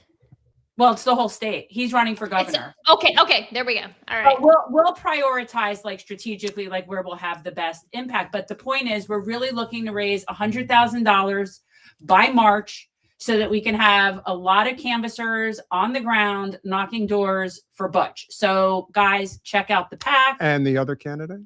Well, we will be supporting Shama Sawant as well, but right now, her election is November. So we're starting where we are. And he's running Green Party, right? Correct. He is green. running Green Party. Yeah. I have to, Harvey, I'm so curious because I know you're so smart and you're so knowledgeable. He is. I could tell by his back. Look at behind him. Anybody that has that behind them, they're smart. Yeah, the stack of don't boost up his ego. Oh, He come doesn't on. need any He's more allowed. help. He's Look, allowed. No, I'm he's so good. curious. Do you think a vacuum has been created enough at this moment for there to be a third party like the Green Party to come in and win some seats? Well, that's a really open that in places there may be, but generally speaking, I don't see any future for third parties. I never have, and I just don't. I mean, I voted third party once. I voted third party. Well, actually, go back to the 70s before maybe some of you were old enough to vote. So when I first got back from England in 72, I voted for one of the socialist parties. I don't remember, but in 80, I voted for Barry Commoner, the Citizens Party, because I couldn't imagine. Of course you did. Could have been John Anderson. Was it John Anderson? John Anderson was who was running, but he was running as the independent. John Anderson was a Republican who was looking to run to the Republican left of Reagan. That was all that was. Right. Yeah. No, but he didn't do a very good job, and I after still that wanted a wouldn't vote. landslide. I mean, I never voted for Carter. I couldn't bear the thought of voting for Carter. Good for you. You knew better. You know, I'll impress you. Hold up. I don't understand. What do you mean you couldn't vote? What's wrong with Carter? I'm a Republican, by the way. Okay, I'm a Republican who doesn't like Reagan. Well, You I don't mean, know what neoliberalism everyone, came look. from? I mean, I'm not going to take any of the mud off of Reagan that I would throw, but Okay. it is the case that Carter was the first neoliberal president. Okay. And Reagan would never have won. In fact, to put it this way, I wish Ford had won in 76. Okay. Because then you never would have heard of Reagan. You would never have. Oh, have maybe. Reagan. Well, we would have seen what would have happened. But I'll impress you a little bit. I just finished Teddy Roosevelt's biography by Henry Pringle, and now I'm reading Camelot's End by John Ward. And if anybody wants to know where the real split in the Democratic Party really happened, it was in 1980 when Ted Kennedy attempted to primary Jimmy Carter. And it was based on Ted Kennedy's progressive wing trying to not allow the Democratic Party to become the party of what ultimately became my party in the late 80s, early 90s. That's how it happened. It happened in 1980 because the split ultimately allowed Reagan to completely take over politics, and he did for the whole decade of the 80s. And then the way they came out of it was the DLC, and that's where Clinton came in the third way politics. But so Harvey's filing a grievance against the late President Carter. I've been filing this grievance on an annual basis, by the way. No, I mean, it's truly, I mean, you know, everyone's, how can I Do say you that? publish thing? I'd like to. Do you have like a Substack or? I used to. How many books do you have, Harvey? I've got. I wrote 9 and I've edited 9. I'm under contract. Alan Minsky of PDA and I are actually writing a book, The Case for an Economic Bill of Rights. I've got stuff on Common Dreams. I used to write a lot for Bill Moyers and a lot of other places, but well, I'm honored to be in your presence. Here. Wait, I have to say, one thing that's missing here tonight feels kind of stupid. I don't see anybody's name, so I can't. I know. I don't know why. I honestly got a lot of people here. We have a lot of people. Let's do okay, a so round let's do a round. We're gonna do a round robin. Okay, so I do want to say one thing though, Sabby. It does look like there's a lot of coalescing happening just on this one stream alone. Like there is an understanding that we have to be putting differences aside and recognizing this class war that we're in right now, and that we have to figure out how we're going to use our platforms to collaborate and bring more and more people into the coalition. Tell Harvey who everyone is. So does everyone see everybody in the same spots that I see everybody in? Yes. Okay, so next to us in the middle is Josie Guilbeau, who is a veteran and basically a new woken revolutionary for peace. And that's not good at all. Colin, that's not good. Stop it. Stop it. Blame Colin. He told me to come in here and mess with this shit. Can I introduce myself, since I feel like this is a very pivotal moment of my life to introduce myself to Harvey? Also, and when people are introducing themselves, will they tell me where they are geographically? There we go. Yay. Telling me that I hi everyone. Harvey. I am in Ohio, but I am not from Ohio. Born and raised on the Bayou in Louisiana. Born and raised in a very conservative, devout Catholic family, Republican, mostly environmentally raised Republican. Joined the military at 18, spent 17 years in the military, was a former intelligence officer, worked for DIA, NSA, ODNI, doing intelligence work, and got out of the military after 17 years after the war in Ukraine and Russia popped off, because I was like, what's going on? I can't do this. And because I ended up having friends from Ukraine and Russia that told me the truth about actually what was going on. And then October 7th happened. And then I really just deconstructed all of the blind patriotism that I had, and found myself, I'm sorry, baby.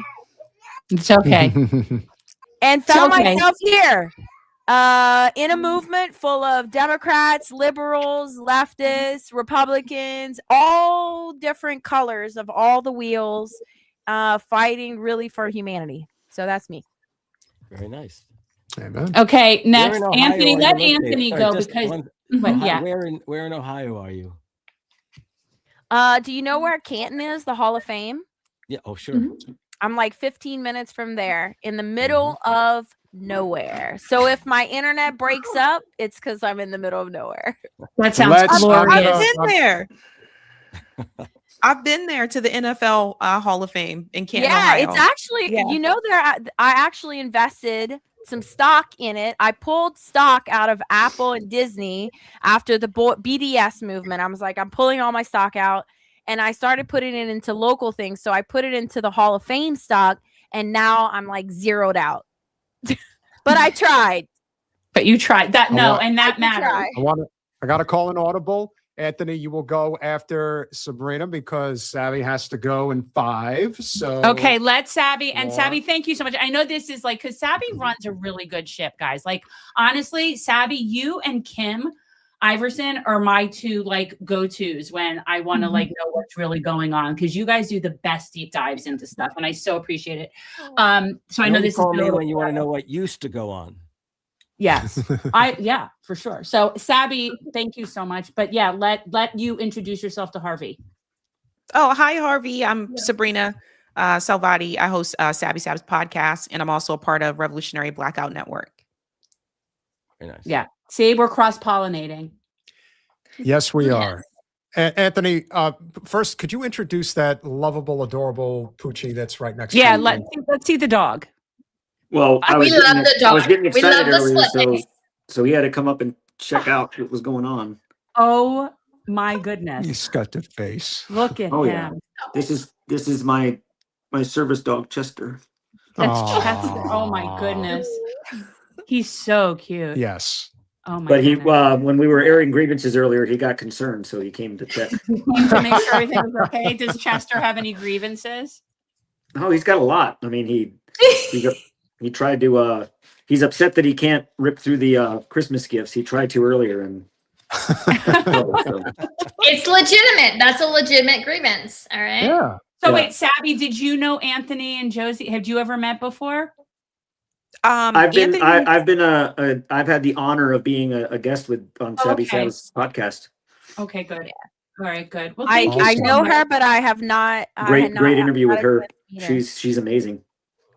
Yeah, Sabby, I- anytime you want to talk to another veteran, you get Josie on there too. She'll give them a what for. Mm. Hey. And I see you all the time, and I try to share your stuff all the time. So I love your stuff.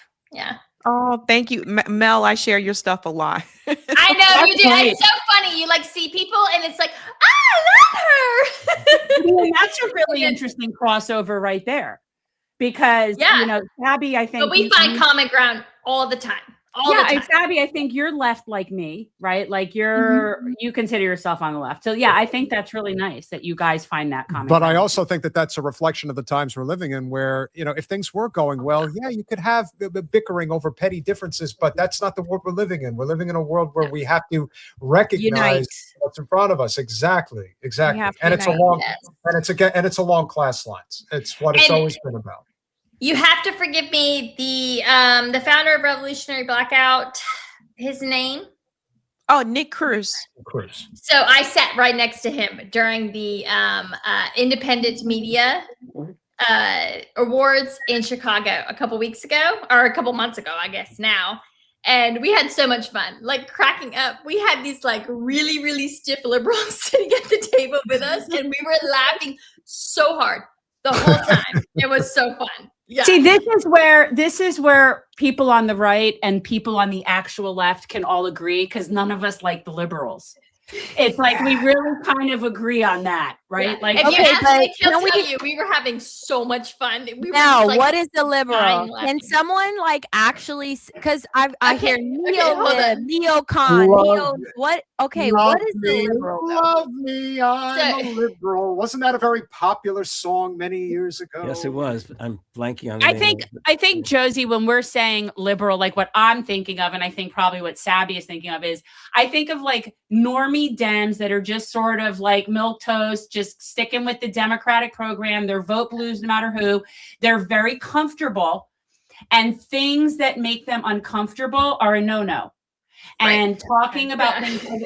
So that's who I think of as liberals. And unfortunately, that is a huge amount of the donor class to the Democratic Party. I mean, to both parties, really. I mean, they really are the same, except for The best example. Democrats are a little bit nicer about LGBTQ rights. I'll give you a good example. The people that the people that want to show up at high-end fundraisers and speaking engagements with the likes of Hillary Clinton, the likes of John Podesta, the likes of the real president of the United States, Anyone who Tony bought Kamala's book. Tony Blinken, people like that, like those. That is the liberal class. This is a Okay. affluent, highly educated, lives in one of the major cityscapes of suburbs surrounding either New York, DC, Gated communities. Los Angeles, San Francisco, Chicago, places like that. Sabby, That's- is that a good, I think, analysis of liberal, or yeah? So I think- Absolutely.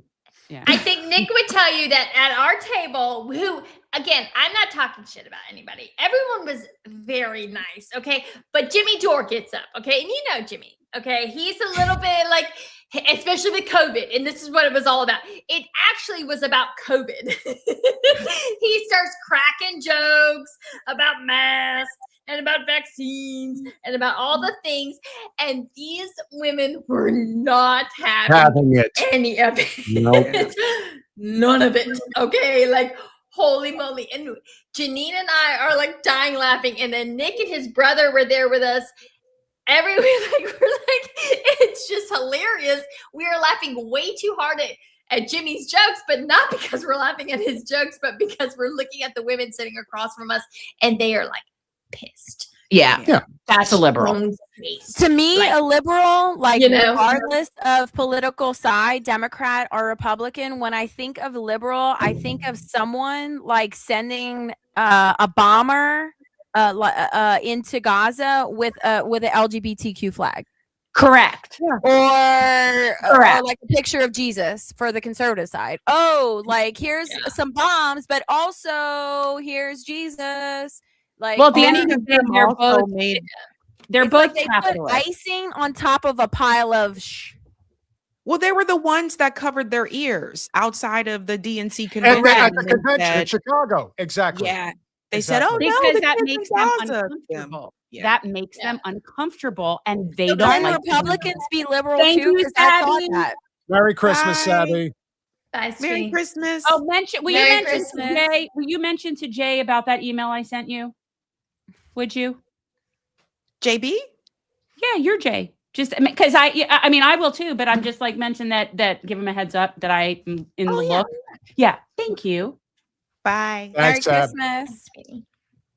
Okay, Yeah. now can Republicans be considered liberals under like what I just said? Because Yeah. is it just So here's the Democrats thing, that can be Josie, there's- liberals, or can Well, there's Republicans be liberals? neo-libs, there's neo-libs, and then there's neo-cons. Cons. Yeah. And what they have in common is they're all corporate, right? Like what they have in common is they all serve the corporate class. They all serve at the behest of capital. And that is what they're all in. That's why they don't go after each other. Because at the end of the day, they all serve Can the same someone master. take it upon themselves to create some sort of Webster's dictionary or like political dictionary of all these words and what they actually mean? Because as someone who was in the military for 17 years, who moved throughout the country, these words actually mean different things I know. depending on where you are and who you're around.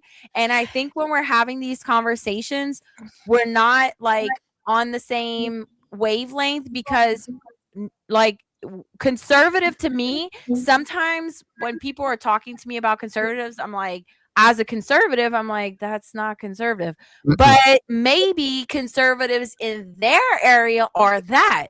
So maybe we need to It's like break it relative. down. Okay, can I, if I could, I think that this is also a reflection of the death spiral that is capitalism, because in the end, what you're finding is people that, and again, and Harvey, I revert back to you because you lived in. I mean, listen, if you go back and you look at the last truly liberal Republican president, which was Nixon, and you look at the things that he accomplished as president, and you didn't know it was him. You just looked at a list of line items that he actually did during the time that he was in the White House. You wouldn't believe it if you wouldn't believe that it was him that did it. And Right. I bring this up because if you think about the media ecosystem that we are living in today and how, I mean, our channel gets suppressed like crazy. And it's all because when you speak truth to power, this is what you're facing. And so I thought, are there any clips that I thought would be appropriate for this show tonight? And I thought this one was actually very good because on the one hand, when you think about being a young man, Harvey, and knowing how important 60 Minutes used to be. I mean, 60 Minutes was always revered as the primary end of the week news channel. It was news credible. show that you would watch. Yeah, it was credible for sure. And then you think about what just happened last night, not just with Bari Weiss killing a very important story about CCOT. There's also this, and this was Bill Whitaker closing out the show. brace yourselves. Some words that don't roll off the tongue. Semi-quincentennial is one of them. But we'll get plenty of practice in 2026 with the celebration of the 250th anniversary of the Declaration of Independence. It's a chance to take stock. How well are we living up to our revolutionary ideals that all are created equal with unalienable rights, among them life, liberty, and the pursuit of happiness? Starting in January, we'll set aside time at the end of this broadcast to hear from leaders in the arts, science, and business. Expect familiar faces and some surprises. They have agreed to share their reflections on America, including how over the next 250 years we might continue working toward a more perfect union. The last minute of 60 Minutes is sponsored by UnitedHealthcare. That part. There part it funny. is. And that Oh, part yeah. is really funny. Now, I'm willing to bet that when Walter Cronkite and any of the famous, Morley Safer, Ed Bradley, the famous newsmen of yesteryear, were ever doing a piece on CBS News, I highly doubt that they were taking sponsorships from Big Pharma and private health insurance. This is one of the primary reasons why we need a single-payer healthcare system. Now, this is why we can't have nice things How right about here. we have universal health care like all the other Well, that's Yeah, what I'm saying. single payer. It's countries? single Right. payer. Do a single-payer system. Yeah. You want I to cut out mean, the poor I private have middleman. met so many people on an international scale at this point that from Germany, from the UK, and I asked them, can you tell me about how your healthcare works? And they start telling me, and I'm like, someone comes do your groceries for you after you have a baby under Yeah. your healthcare system? All sorts of cool stuff. Did you I'm ever see like, that I'm video? sorry, what? I went back to work Yeah. 10 days after I had a baby. 10 days. Yeah. Hey, Oh my the- God, you guys are going to make me be the only one, aren't you? No, we're not, because in the end, this is the only solution. It's not a Yeah. question of If we have billions You to send to guys. kill people, we have billions to send to save people. Obviously. Okay, I get it. But I will never support the implementation of a single payer health system when we have the corrupt government that we do. Obviously, Agreed. we've seen it. You absolutely see it in the Yes. health. Josie, and you, Tony, have been exposed to military healthcare. You know how But there's a how difference. insanely No, corrupted. now, actually, my military having TRICARE, which is what we have underneath the military service, was 10 times better It's than very good. what I have No. now. It's I'm not. No, so I agree. if I that's agree. like It's what Cadillac. socialism looks like in terms of healthcare, I want to have that. But to your point about what works in other countries, it's not like just like cut and like it's very complex. For example, if someone wants to be a doctor in Germany, their education is paid for. So when they become a doctor, they're not in debt to have to make $500,000 a year to pay off the medical debt, because Germany Correct. pays for them to become a doctor. So they become a doctor debt free, and they're not looking to become like wealthy enough to pay off the debt. So it's a healthy cycle. Well, I understand all of that, but I will push back on it. And the simple fact of the matter is that the U.S. is number one in innovation. We absolutely are. We have. Are you sure? Because Israel I said am they are. absolutely. Okay, first of all, Israel said they are. Israel can go itself. Okay. The U.S. actually is, we are number one in innovation. Now, granted, most of our pharmaceutical innovation does come from state-funded university research. I will grant you that all day long. No, I think that the problem is that, you know, when you say we're so innovative and we're like the most then why haven't we figured out how to take care of our people? But I don't understand. How to cure Well, because hold up. I will answer that question. The reason why, because there's no money in curing cancer. No, That's the problem. You got it. There's no money. We learned that. They told us that when they cured Hep C. When they cured Hep C, healthcare is they not let meant- it. They let the cat out the bag. Right, And they told us healthcare that is not meant to be a profit industry. And so long as healthcare is a profit industry, we will continue to circle the drain. Healthcare is a human right. That is one of the points of having a civilization. Otherwise, you can live alone on an island.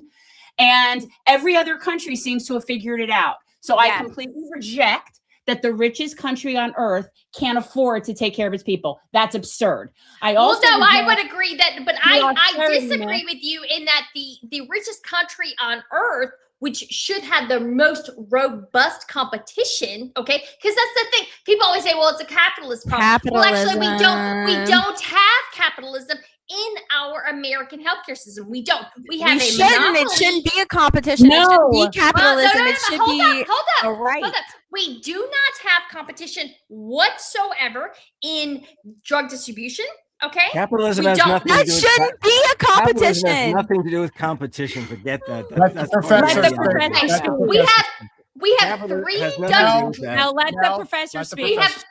We have three drug distribution system or companies that control 90% of drug distribution in the U.S. You have pharmacies signing onto contracts that they're not even allowed to read. That's not capitalism. But that's not it. The point is we're entitled to Harvey, healthcare. get in here. Yeah, tell us. Harvey, tell us what we need to know. I don't know why people think capitalism has anything to do with competition. I mean, competition, and if it ever did, it was driven out decades ago. Yes. We live in a country where the media is all wrapped up in an oligopolistic system. I mean, agree. UnitedHealth care purvey. How many? We're at the end stages of capitalism where that doesn't work. Okay, so and we're not going to go back to the days of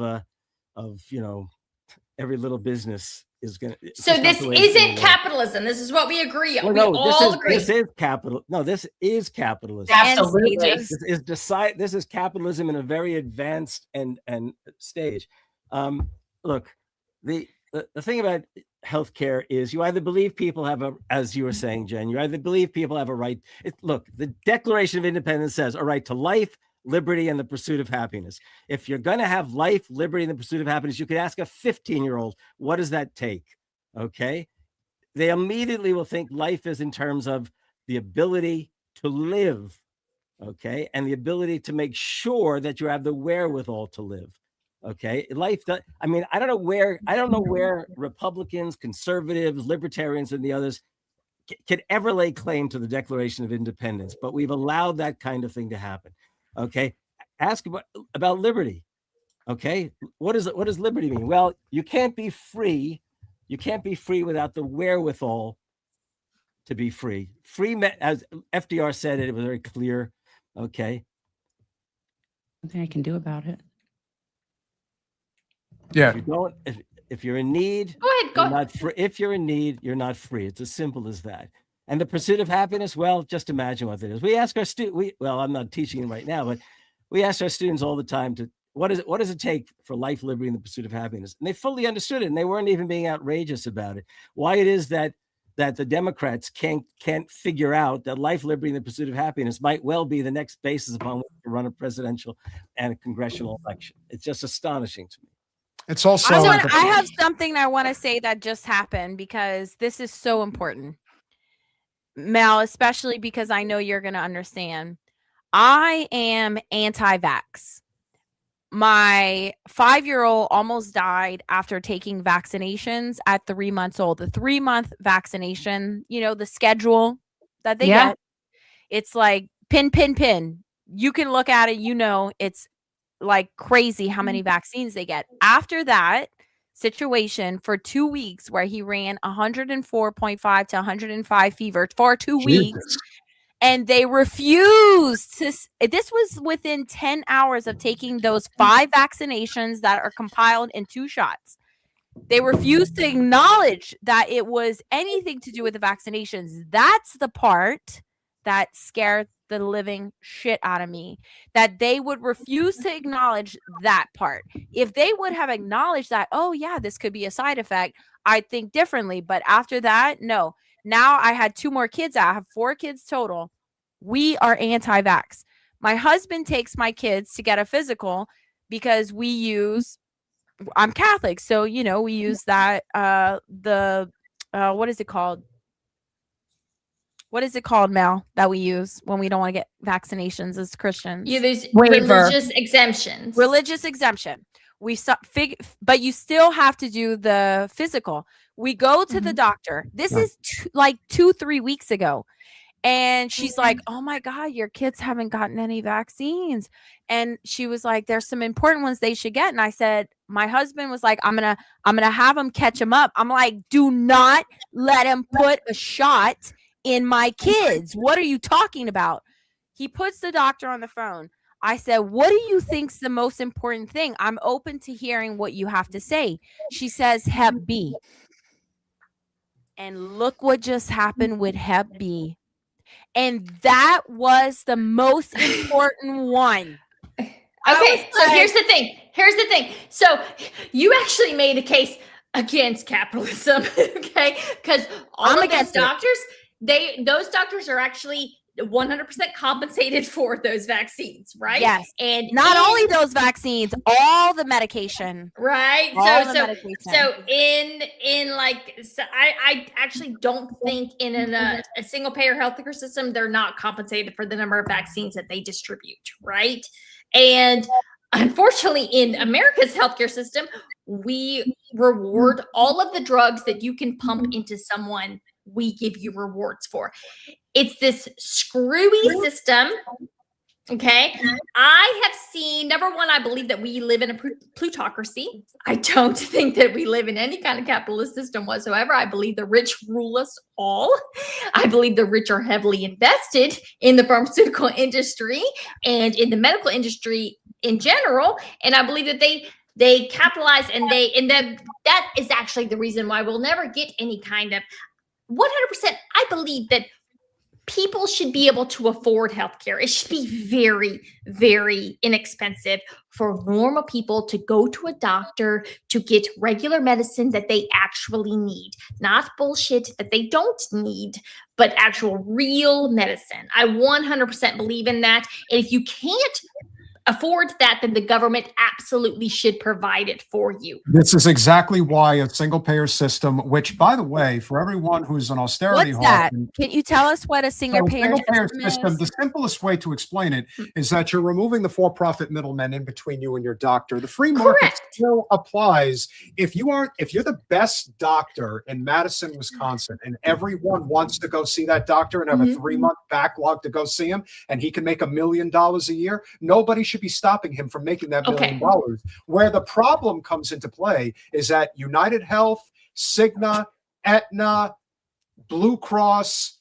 and then of course you have Johnson & Johnson, you have Pfizer, you have Moderna. In fact, that Moderna is, considering of the 3 vaccines that people were required to take, Moderna is indisputably a vaccine that injured a lot of people, and perhaps even a lot of people may have died. And the fact that there are no restrictions against that, a single payer system would cut off the power of big pharma at its head. So what single payer is, Josie, is that the government would be the single payer.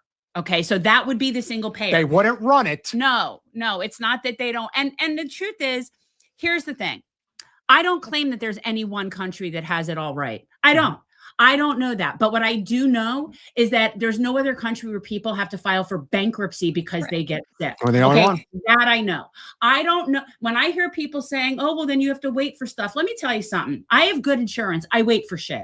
Okay. In this country. Okay, I don't have any insurance and I never wait for anything. Well, okay.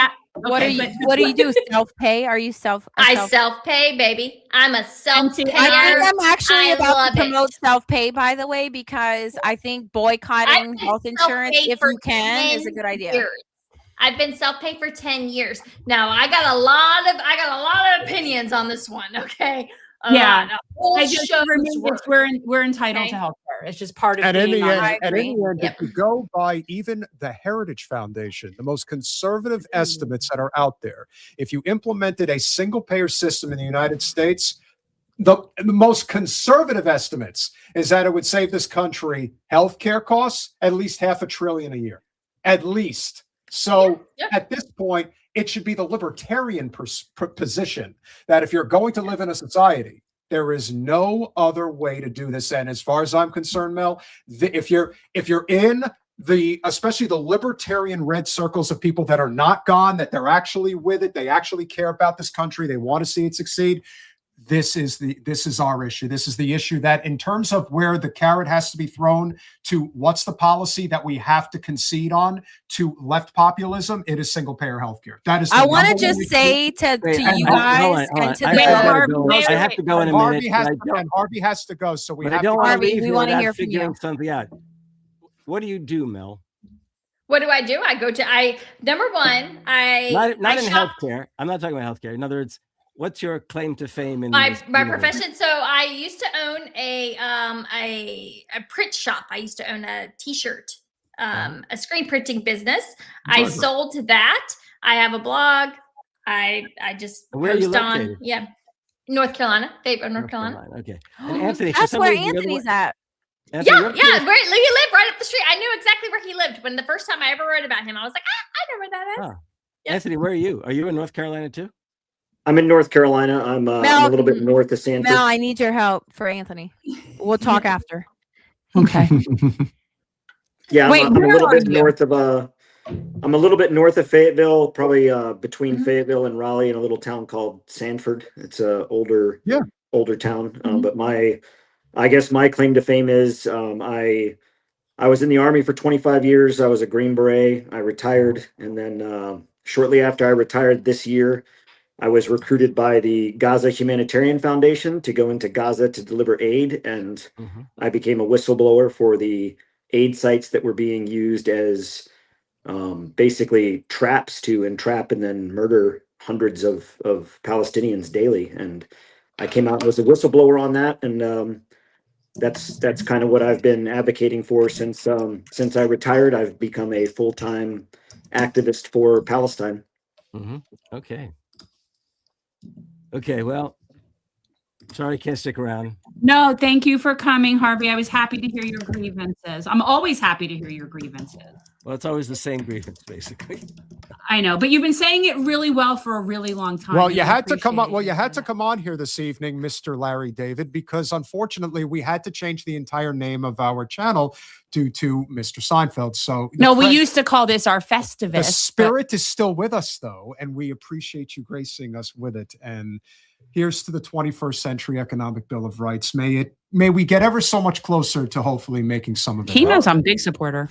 Harvey, I would love to do more work with you and hear from you more and all the things, because I want to learn. Look, even now the state of West Virginia Democratic Party has embraced it. It's on their website. It's their primary objective, you might say. Okay. Good. The state of California, I think, approved it, but they haven't gone public with it, something like that. Okay. The state of Massachusetts Democratic Party embraced it as well. Also, as you know, I was an advisor to Nina Turner, Marianne Williamson, et cetera, et cetera. So I'm doing some stuff, I think, with blanking all of a sudden because I'm thinking of the other people. Graham Plattner up in Maine. Yes. Okay, good. He and I have been talking. He apparently, in quotes, was a fan of mine, and so we've been talking. Good. And so things are happening out there. It's just a shame that they're always happening with people the Democratic Party will do their damnedest to marginalize. That's because it's real populist economic change. Right. Because the Democrats are corporate whores, Harvey. Yeah. If Plattner can win in Maine, I think that's more, in spite of the fact he's not as cute as AOC and not as I beg to differ. I love him. I think he's so cute. Oh, good. I'm glad you did. Sorry. Differ, my friend. Good. Very good. With his t-shirt and his messy hair. Yeah, but I have to say, I think that would be an incredible breakthrough, because it would have literally been a Senate seat that's not of the likes of Fetterman. And anyhow, I think it's y'all have to keep Fetterman. He's yours. No. Okay. No. Yeah, not. Sorry. there's always disappointments. Joaquin. Nobody wants Fetterman. That's for He's sure. like the stinky kid. Nobody wants to play with the stinky kid. Appreciate you. Thanks, Harvey. Harvey. There was a thing I saw the other day where Graham put a suit on for an event. And then Yes. You saw that, and he said, "Yes, I did." He said, "And unlike another guy, I'll actually wear it on the Senate floor on the right, regular." because I want to be on the Senate floor. Not just these when things happen. Exactly. Exactly. Not just when Netanyahu shows up, right? Exactly. Right. Okay. Thank Very you, nice talking to all Harvey. of you. Nice to meet It's you. an honor to Have- be those of you who able are to be on Christians this and celebrate panel. it, have a great Christmas. That's all I can say. Merry Merry Christmas. And happy Hanukkah, Harv. We'll be in Thank touch. you. Thanks, brother. So there you go. And One of our then there favorite were five. cheeseheads. yes, and then there were 5. But- is it okay? So I I'm not- just I'm want not you gonna- guys to know that on the phone live, no one is in the picture, Jen. It's like in between you and him. Like it, like no. Oh, I it- see you what you're get- saying. Yeah, on like on it's the just your vertical. shoulders. On the It's vertical vertical. instead of Oh, vertical. I thought you guys were in the same room.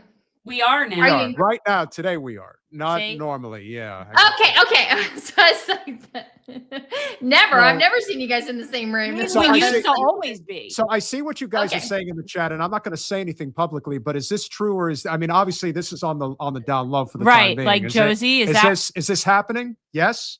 It is We're happening. not It's saying true. anything publicly. Okay. Okay, but just wanted to be sure. So Yeah. Okay, you guys have to, Anthony, you have to message me because I know so many people. It's crazy.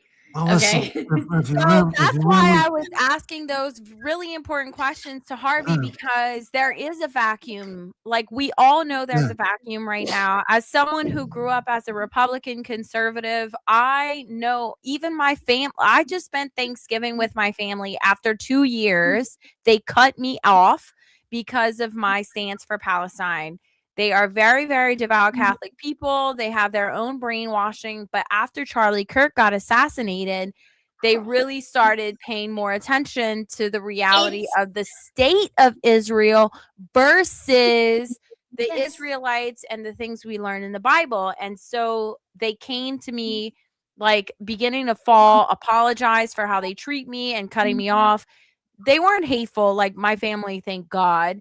We don't call each other No, names. not while we have And we're guests. not hateful, but so we got back together. Thanksgiving came around, we spent it together, and like I feel like there's a vacuum because even my family, who are like staunch Republicans, are like, I don't want to vote for Republicans.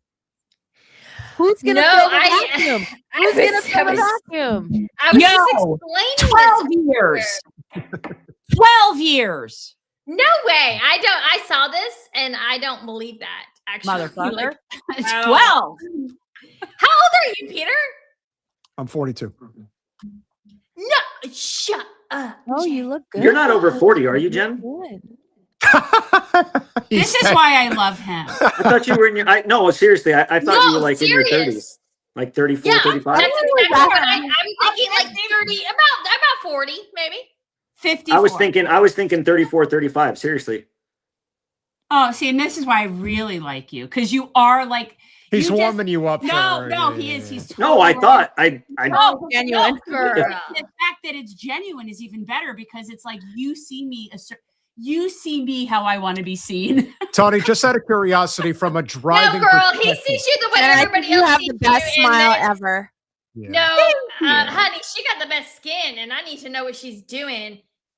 Just and if you all want to know just how shitty politics are, you want to know how shitty things are in South Florida politics. This lady was excommunicated out of the entire region to protect Debbie Wasserman Schultz.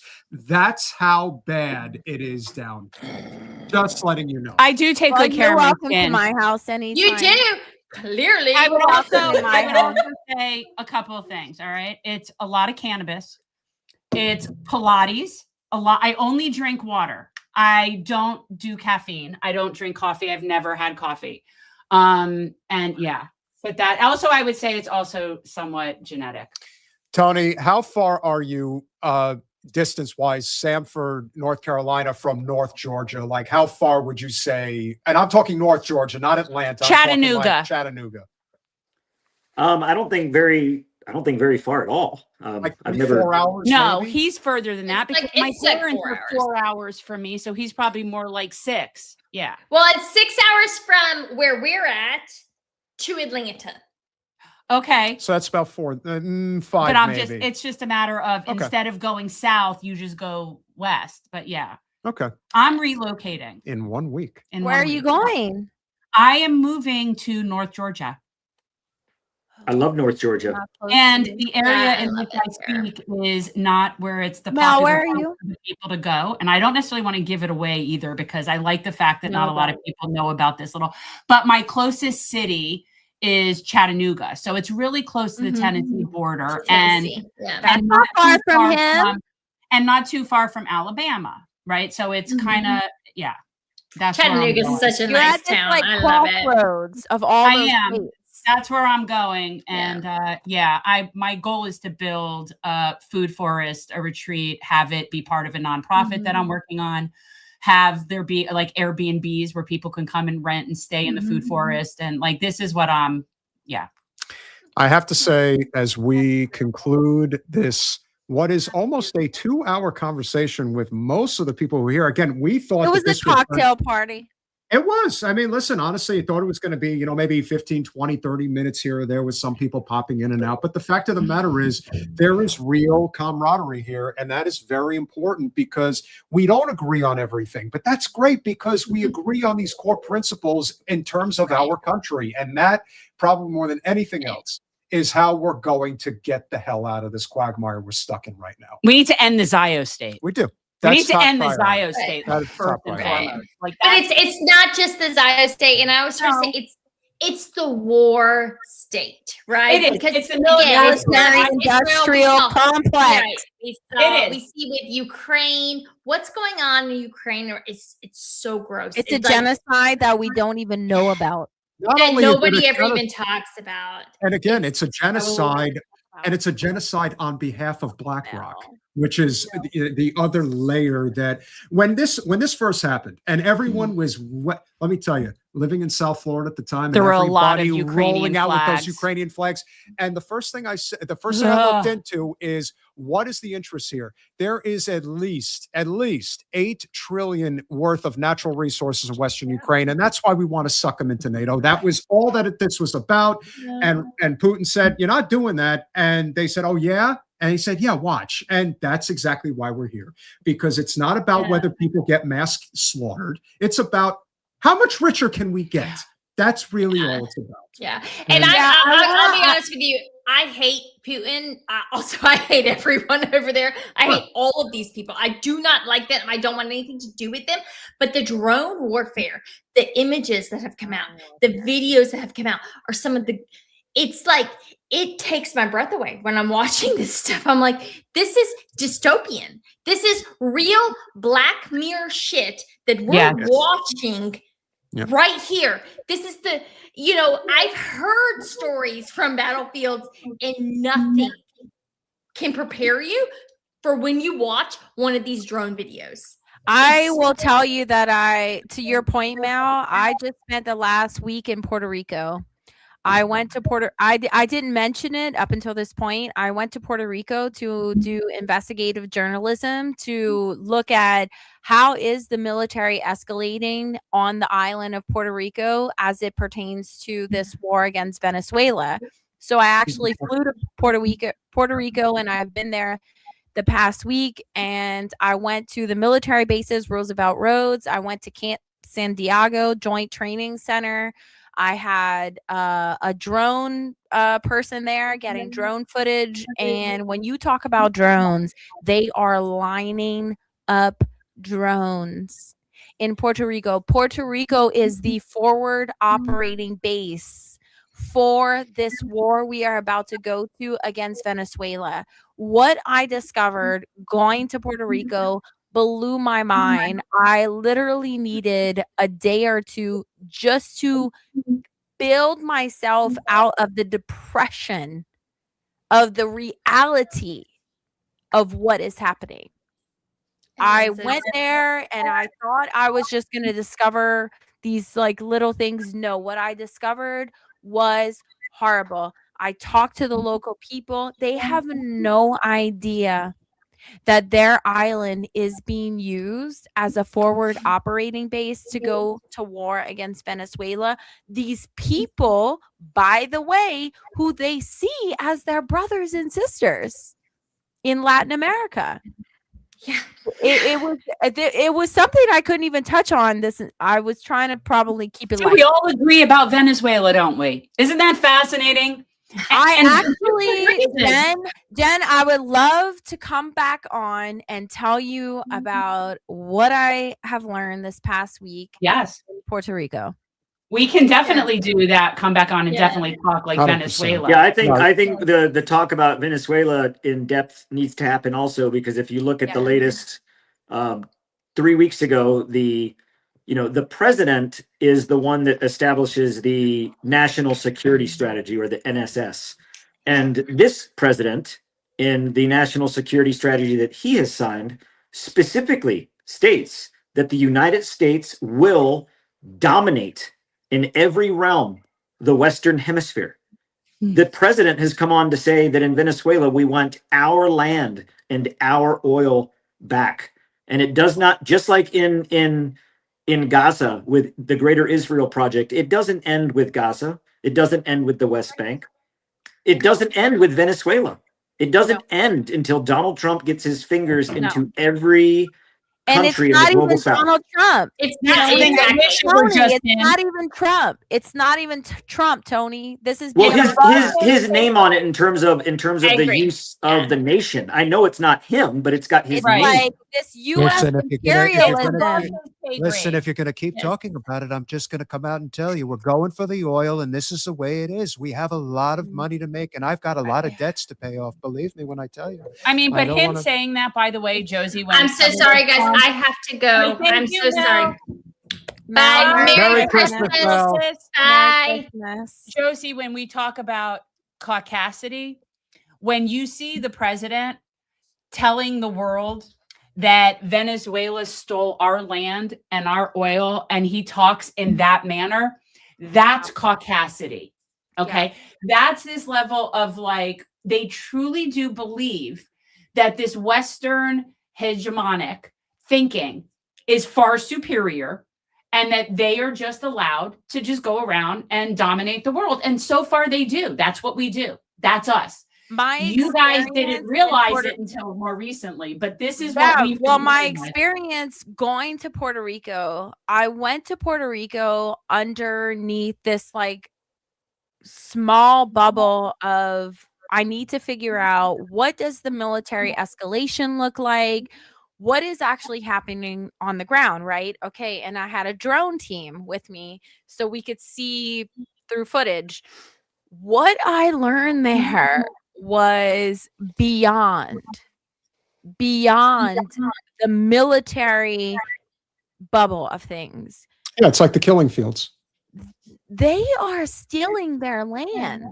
It's called eminent domain. Yeah. Oh, yeah. Of course. But you're talking in Puerto Rico? In Puerto Rico. Oh, yes, absolutely. Oh, we've been violating them since what year did we decide that was our colony? Okay. Do you know how I recognize? I didn't know about this. Okay. And like, forgive me for being like so blinded, but the way I recognize what's happening in Puerto Rico and the land theft and expropriation of land and stealing the land of the indigenous people is from what I learned is going on in the West Bank. Okay. So And now I do you, was like, you see it everywhere? oh, You see it everywhere okay. now. Colonial power. This is colonial strategy, not U.S. strategy. Colonial strategy, because whether it's the U.S. empire or the Roman Empire or fill in the fucking blank empire, right? This is what they do. Yeah, I love that you're so cute to me. Like, you're so young and fresh and new to this. Like, I feel like I've been on this bandwagon for so many years, and I love it when somebody like gets it. But Considering I just what- wait before you say that. I just I'm want to say just so also sad. consider. Honestly, I'm decompressing. Well, I have a it's group. hard.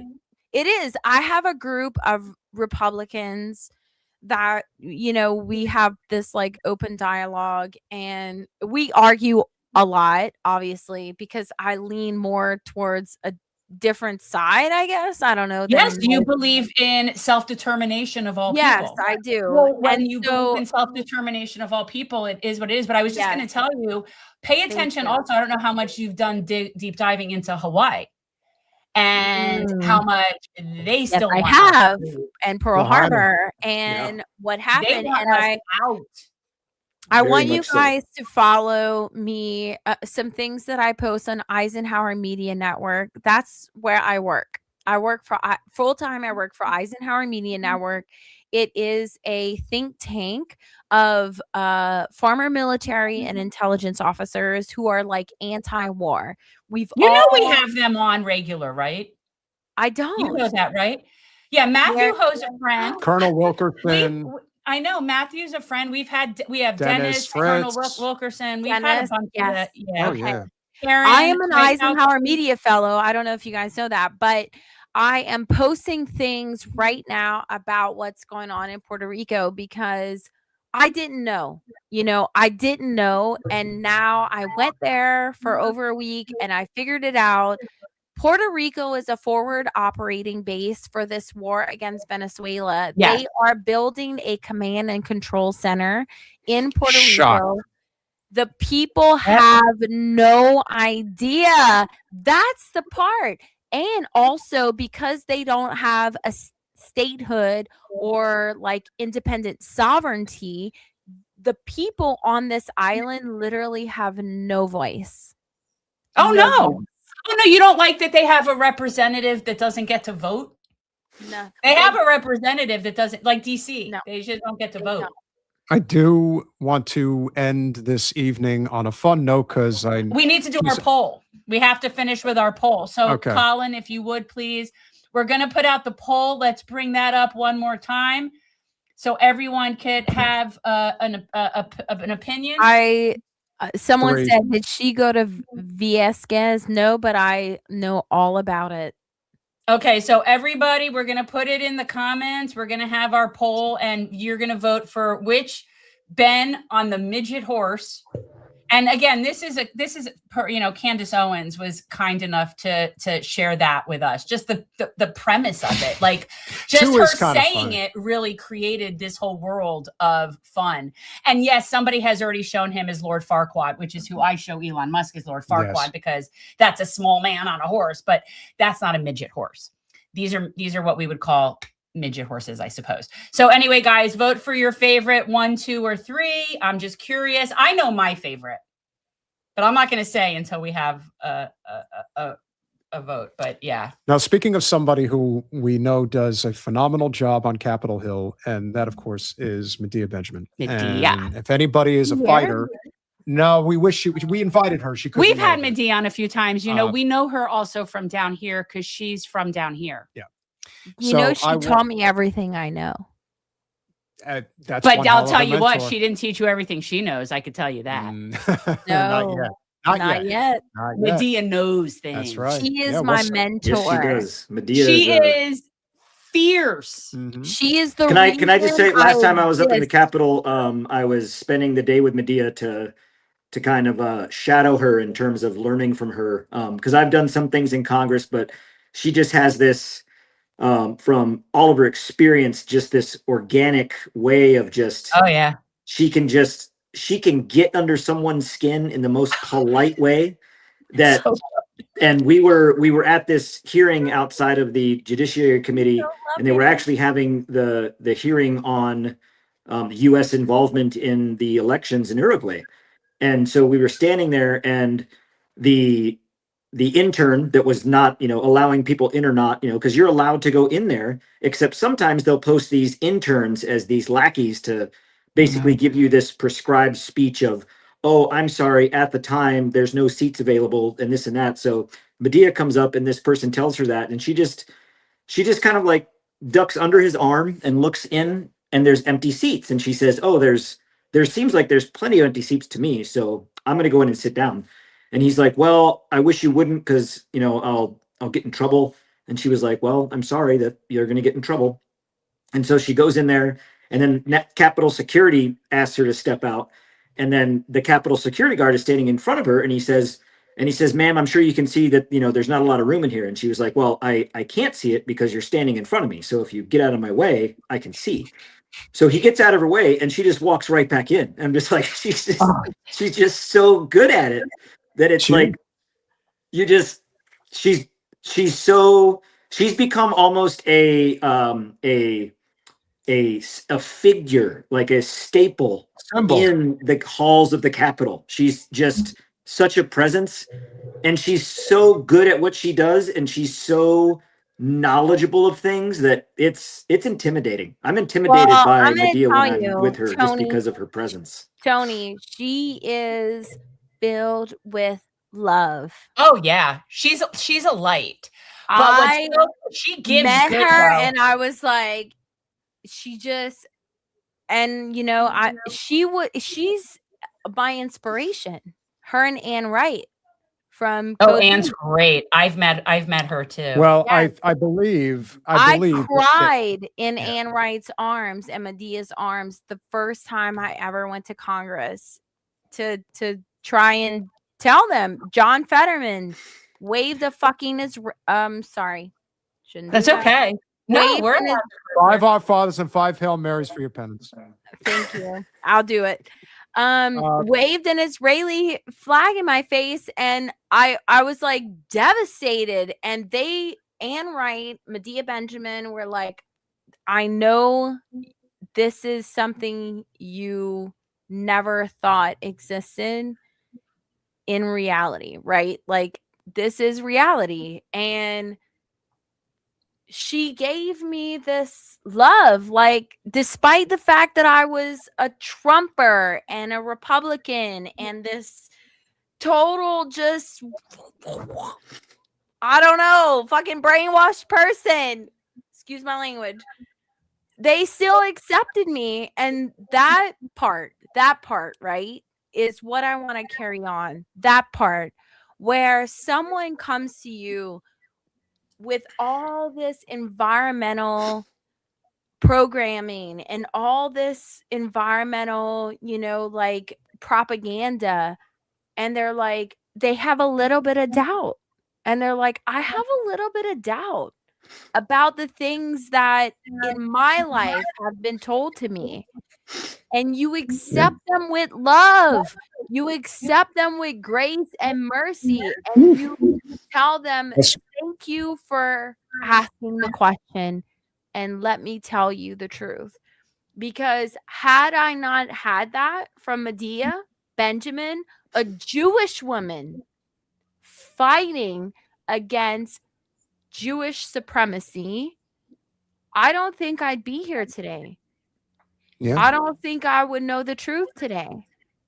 Well, Medea is definitely one of the greatest like role models in the anti-war movement and what we're doing. So to show you just how disconnected, and somebody, and to show you just how disconnected the Zio state truly is, Rabbi Yaakov Menken, the executive VP of the Coalition for Jewish Values, was shouted at by CodePink activists yelling "Free Palestine." Here's what really went down. Back to the program, Zev Brenner. It's always great to have Rabbi Yaakov Menken with us, the executive vice president of the Coalition for Jewish Values, and he had an interesting confrontation that went viral with somebody shouting "Free Palestine" because he has a beard and a yarmulke.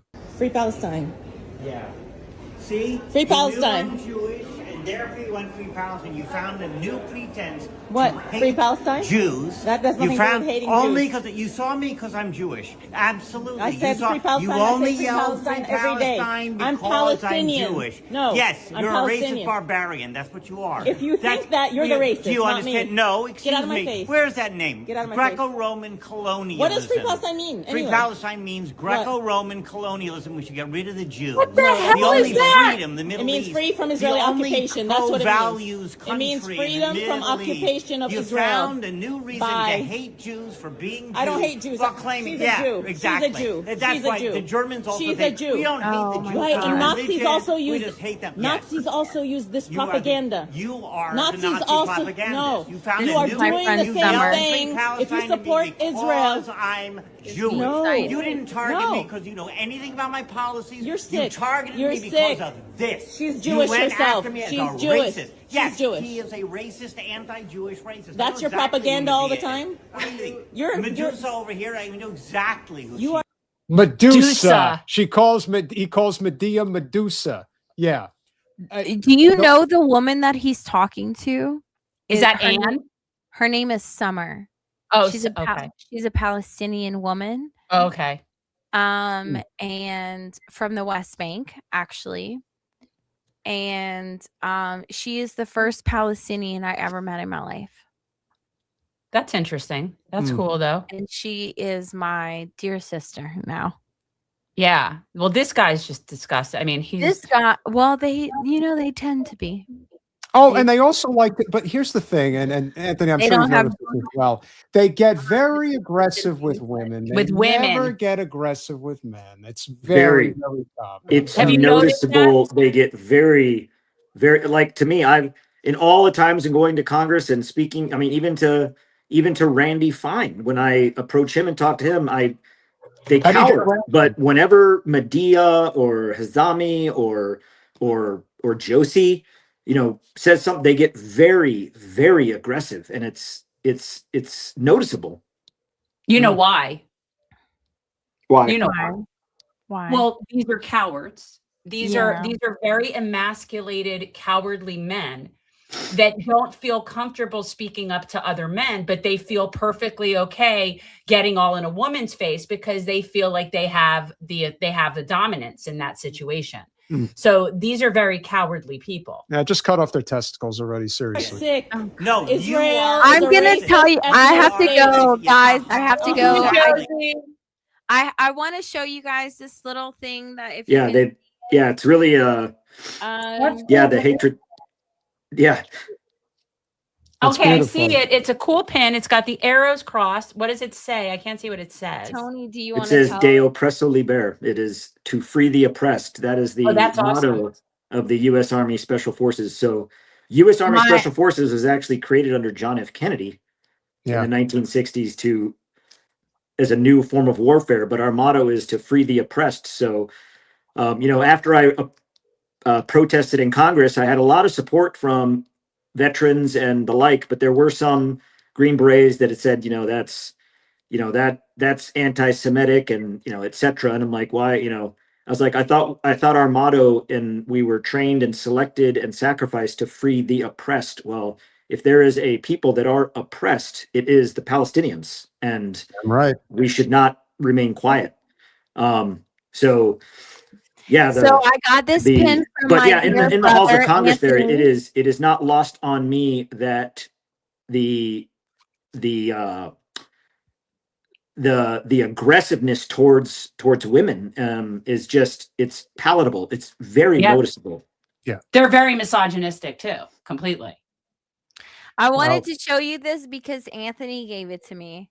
Oh, that's so nice. And Anthony has become my family, and I keep Anthony. I want you to know, going into the new year, that I keep this. Oh my God! And I got a new cat, you guys. Oh, well, we want to see the new convinced my cat. husband to get a cat. Oh, look at This is my kitty. Oh my God! He was a stray, and he was just like running Yeah, around. to you, the you neighborhood. rescued him. To him, you kidnapped him. Yeah. So there's the difference right there. He loves it. Oh, he Oh, he's loves it. But anyway, I just want to wish a Merry Christmas to everyone, and anyone that is listening. I hope that in the new years to come, that their resolution be filled with love, and that we spread love, because there is so much hate and darkness in the world. what better to combat it with love and forgiveness and understanding for people that we may not understand, right? Or You mean agree we should with. have Christ consciousness around the time of Christmas? I mean, I don't want to like project Christ consciousness onto people, but I pray You for should. Christ consciousness because I do believe in the teachings of Jesus Christ. And Me too. I think he gave us the manuscript of how we can raise the consciousness. So I Amen. amen. I implore all of you to seek that, and Merry Christmas, Happy Holidays, Happy Hanukkah, happy all the things that you believe in. And I love you guys. Josie. We'll see you in 26, Josie. Have a good New Year, You Josie. guys. So, Tony, no surprise. It's just us. We're gonna finish. Let's finish it out. I'm been ride or die. They've been Jews genociding ethnically people for cleansed 2 from years Jordan. now. Do you know there are more Do you know what Arabs? There are genocide more is? Arabs in the Even the Knesset. UN. Yes, and you know even what? The UN that and means human you believe rights. Jewish lives have no value. You just said it. In order to accuse Israel of genocide in Gaza, you have to believe that rescuing the hostages wasn't All the a hostages legitimate are gone goal. now. Yeah, All the have to be a hostages racist. are rescued now. Yeah, and they're there's no still fighting. killing people. There's no You're fight. still killing You know, people. when Hamas shoots at Israel, Stop Israel using shoots this back. excuse.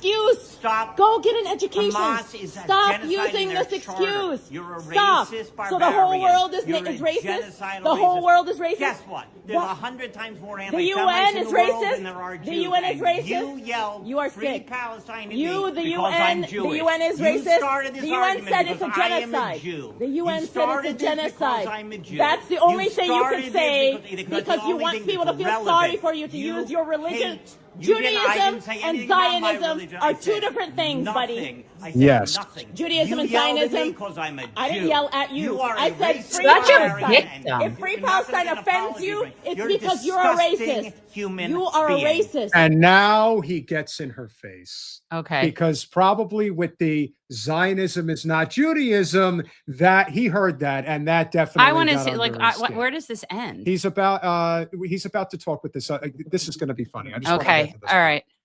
Yeah, You are a racist. Good. Yes. Put this up on YouTube. I will put it Disgusting everywhere. person you are. Rabbi Mencken, welcome to the program. Thank you for joining us. Thank you so much for having me back on your program to, and to discuss this particular confrontation. What happened? So this was on Wednesday. I was in Longworth's house office building for various business. That was the day of the congressional menorah lighting there in the Capitol. And so I was waiting for that event to take place, and for when it was time to go over to the Capitol itself.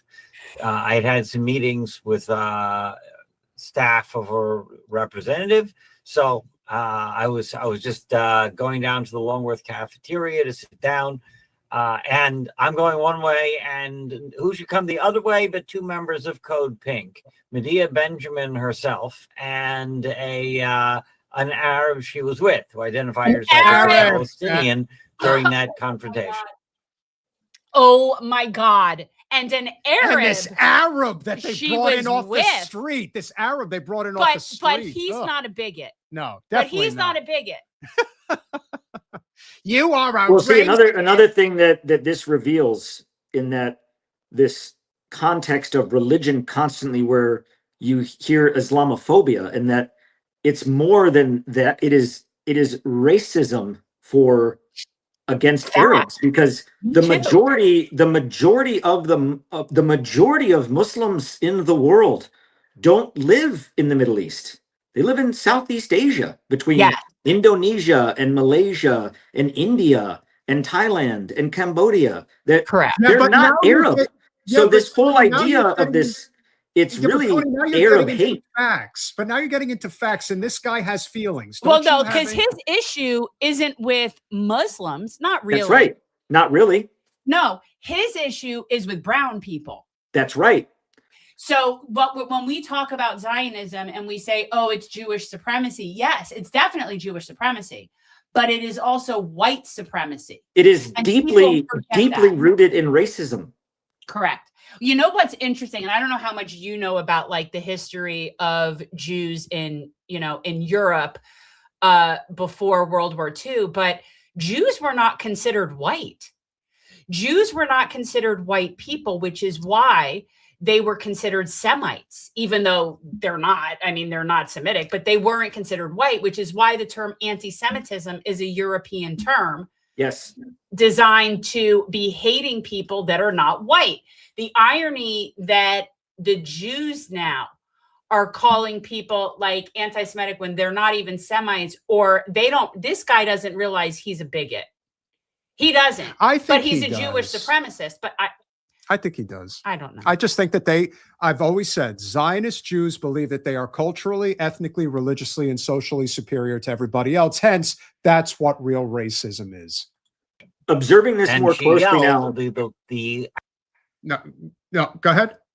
Well, I was going to say that as we watch this, observing this dynamic more closely now, since I have returned from Gaza and really looking at this more, I feel like if you ever watched that show that used to come on TLC called Intervention, and they would, the camera crew would follow around someone that was a drug addict, like deep addicted drug addict. And as they're following this individual around, they have no idea that they're the subject of the show. They have no idea that they have a problem, that they're the addict that they're showcasing in their addiction episode. And these addicts will just walk around like it's just a normal day. And you'll see family members that believe in this fantasy with them of like that, yeah, you're okay. The enablers and the Zionist mindset is like a drug, and it is extremism. And then you have American politicians that are their enablers, and then you have the rest of the world that's like that group that's sitting down in the room when the drug addict comes in for the intervention, who's all sitting there and like, yeah, you've got a problem. That's the rest of the world. And on the couch is Israel's drug dealer, America, Israel in this Zionist trance, and the rest of the world saying, you have a problem. And them sitting there saying, oh, no, I don't. You have a problem. Classic, like codependency coping. And it's like, what is wrong with the rest of the world? Or I should say, what is wrong with the US lawmakers that are the enablers of racist Zionism? Like the things that Randy Fine in the U.S. Capitol, in the U.S. Congress building, in America, when he gave his comments on the floor, I was there, and he said that someone had said about the death toll, and he said about the children that were being killed, and he said, yes, and it would be better if we could double it. This is an American lawmaker in the U.S. Congress saying these things, and we as a people allow him to stay in office, allow him to tarnish our house. And that's what I tell people. That Capitol, when I go to that Capitol, I walk through the halls of that Capitol and I treat it like it is my house. It is our house. It is not theirs. And when you have evil, vile people like Randy Fine or this individual who say things, who romanticize and celebrate the killing of children and innocent people in our Capitol, we should not tolerate that. Well, just so you know what this is when you're talking about like the codependence, what you're talking about is this is called Darvo, what this man is doing. Okay. And Darvo is a tactic that is really used by a lot of people, but it's a toxic, narcissistic tactic. And what Darvo stands for is deny, argue, reverse victim offender. So basically you switch it, you're the victim, the other person's the offender. That is what a narcissist does. That is what these people do. It's called Darvo. Let's finish it out. Yeah. Arab woman yelled "Free Palestine" as I went by. This is about the third time I've been accosted with this particular phrase. And so this time, especially because it was, I knew who it was. I knew it was Code Pink. So I just turned around and went after them. And CodePink is. They may not be familiar with. CodePink is a rabidly anti-Israel Rabidly. women's organization run by a Jewish woman named Medea Benjamin, perhaps better named Medusa Benjamin. Got her there. The snake from Greek mythology. Because this is their modus operandi. They claim to not be an anti-Semitic organization, but of course they only yelled "Free Palestine," and this is what I said immediately when I wheeled on her. I turned around and said, "You only said that to me because you knew I was a Jew." See, I would have answered because you're wearing a differently black in gown. that moment. I want to say, because I thought this was weird when they did that in the hallway when he approached them. When he said, "You only said that because I'm Jewish," I would have said, "Yes, yes." And people like you are the biggest part of the problem. So the fact that he thinks somehow that's like a flex to say, "Well, they only said that to me because I'm Jewish." And whether or not they did or didn't, I would have said, yes, I did. Because Jews are now being affiliated with the Holocaust because of people like And you. of course, if he's walking around there dressed the way that he's dressed and he is lobbying Congress, everyone knows he's there for support of Israel, not the other way around. If anything, if she said "Free Palestine" and she was wrong, you would have said it "Free Palestine" back to her. But no, you didn't. So clearly, Exactly. you only proved her correct. Well, anybody who thinks saying "Free Palestine" is anti-Semitic, It's an attack. An attack. but They anybody who attacked thinks me. that is a bigot, by definition, because you feel someone else's freedom is Or a a threat black to you. hat, you're wearing a beard, so people can tell you're Jewish, but you're not wearing a mug and dove, you're not wearing an Israeli flag. But to them, that puts a lie to the whole canard. They're saying, "Oh, we're not anti-Jewish, we're not anti-Semitic, we're only anti-Israel." Yet every time they see a Jew, they start with these anti-Semitic statements and slogans, "Free Palestine," whatever it might be. It just shows it's just a manifestation of anti-Semitism. The irony is that Palestinians are Semites. So the idea that saying "Free Palestine" is anti-Semitic is actually kind of funny. Like it's just ridiculous. It They've doesn't used the term anti-Semite so much that it just ruins everything. It's like if you burn your hand on the oven, oh, anti-Semite. Like they use it for everything. To the point where and they don't really. When I was down in the to Florida when a Jewish, a very pro-Zionist Jewish organization. I was down in Florida. They invited me to speak, and when I said yes, they were like, "Oh, well, do you know who we are?" And I was like, "Well, no, but I mean, you invited me." And they were like, "Well, it's not going to be an easy conversation." I'm like, "Okay, well, the truth, and I would gladly share it." And before I could even speak at this engagement, this gentleman stands up and he was like, "You're an anti-Semite." And I said, "Okay." I said, I acknowledge your comment. Let's break that down. Anti being against or against something. Semite. What is the definition of a Semite? And he says to me, he says, "Don't get semantics with me." I was like, aha, the word semantic. Semite, you're close. Why do we use that term semantic from the root word Semite of what you said I am anti? Because Palestinians are considered Semites. And he was like, "Well, they're not Jews." And I was like, "Semite doesn't mean Jew. You don't even know what the word means." And I would venture to guess that there are a lot of people that use the word anti-Semite that do not know what the word actually means. Of course, most of them don't. They just know it. Well, they just apply it as anti-Jewish because that's what we were all raised to. That was like our, that was the code word for they don't like us. After the dental appointment I had today, I'm an anti-dentite. I am a raging anti-dentite. That's only because I hadn't gone for an appointment in 6 months instead of 4, which is what I normally do. And they tore my mouth up good. So I got what was coming to me. We which need to means get I to have super hate them chats now. So we have to conclude the conversation for the evening. But Tony, it's always a pleasure. Obviously, we will have more to talk about going forward. Just First week in April, we're gonna come to DC. Yes, We're gonna have like a revolutionary change in DC for that week. We're gonna make some sort of plan. So I've asked all my family for my Christmas stocking and my Christmas gifts. I want 20s, 10s, and 5s. So I have sets of $35 to bail me out each day that we're up there, because I'm gonna go hard in the paint. Okay. We got your back, brother. It's sort of like needing stripper money, but yeah, I hear you. Whatever works. Whatever gets the job done. If you have the cash on hand and once you get arrested and thrown in the Huskow and you got cash on hand, you can get out a lot quicker than Okay. having to wait for the Capitol security guard to go to the ATM for you because they No, this draw is out the revenue. process.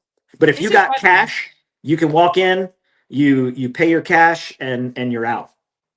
All right, I'm going to come prepared. I might be there with my camper. We'll see. Have a Merry And Christmas. if I really want to get spicy, I think maybe I'll do it in pennies. You see, now, if I were you, I would do Especially that. since the penny is no longer being made. It'll be like a total, See, now you're getting all in You the see, revolutionary that's good. spirit. That would really piss them off. So yes, it's definitely a good idea. Maybe roll them up. Who knows? But end of the day, we got your back. We look forward to seeing you then. But we'll probably be talking a lot sooner. Yeah, we'll than see that. you before that. Of course. We have some plans. We have plans. We do. Yeah. Have a Merry Christmas and a Happy You New too. Year. And we'll be in touch. Thanks. All right. Anthony. Bless y'all. We'll see y'all soon. Bye. See you, man. One of our favorites. And of course, it's been a wonderful evening. That's way too big. I feel like we're so big. Like that's the other thing about you being in the studio. I'm ready with for me. my close-up. Mr. I know. Guilbeau. I feel like we're so big. Absolutely. If you have enjoyed the stream tonight, which we hope you have, please consider going to patreon.com/revolutionary change. For as little as $5 a month. You can become a supporter of our small but mighty channel. Something happened. Keep talking. Can you get us in? Thank you. We were in. He just couldn't see you. I couldn't see. He Yeah. couldn't see us. I'm invisible. That's what ended up happening. Colin, while you're at it, can you let us know the results of our poll? Yeah, for the let's see what evening? happened for a poll because I know what I would pick, and I can't vote because we're behind the thing. Da-da-da, da-da-da, da-da-da, da-da-da. My pick. Do you want to know my pick before or after we know? We'll see. Okay. We'll see. Because all right. Colin, are you there? What was your pick? 3. Okay. See, my pick is 2. I thought 2 was good too. All right, so the poll just ended, And what do we have? we got 110 votes, and out Who's of the winner? it is. Oh, how do I read this? Okay, in third place we got number 1 with 15%. Okay. In second place we have number 2 with 22%, and That was first my place pick. we have number 3 with 63% of the vote. Wow. Okay. And guys, I do recommend if you watch Sabby's little clip on this, she actually shows where number 3, somebody made it into like a moving video thing. So he's actually riding on the little horse. And so I recommend if you could get your pretty funny. hands on that, it actually is very funny. Let's go through our super chats. You guys have been fantastic this evening. I heard that some of you guys were having trouble making a contribution, but we definitely want to give Nothing a big shout surprises out. me.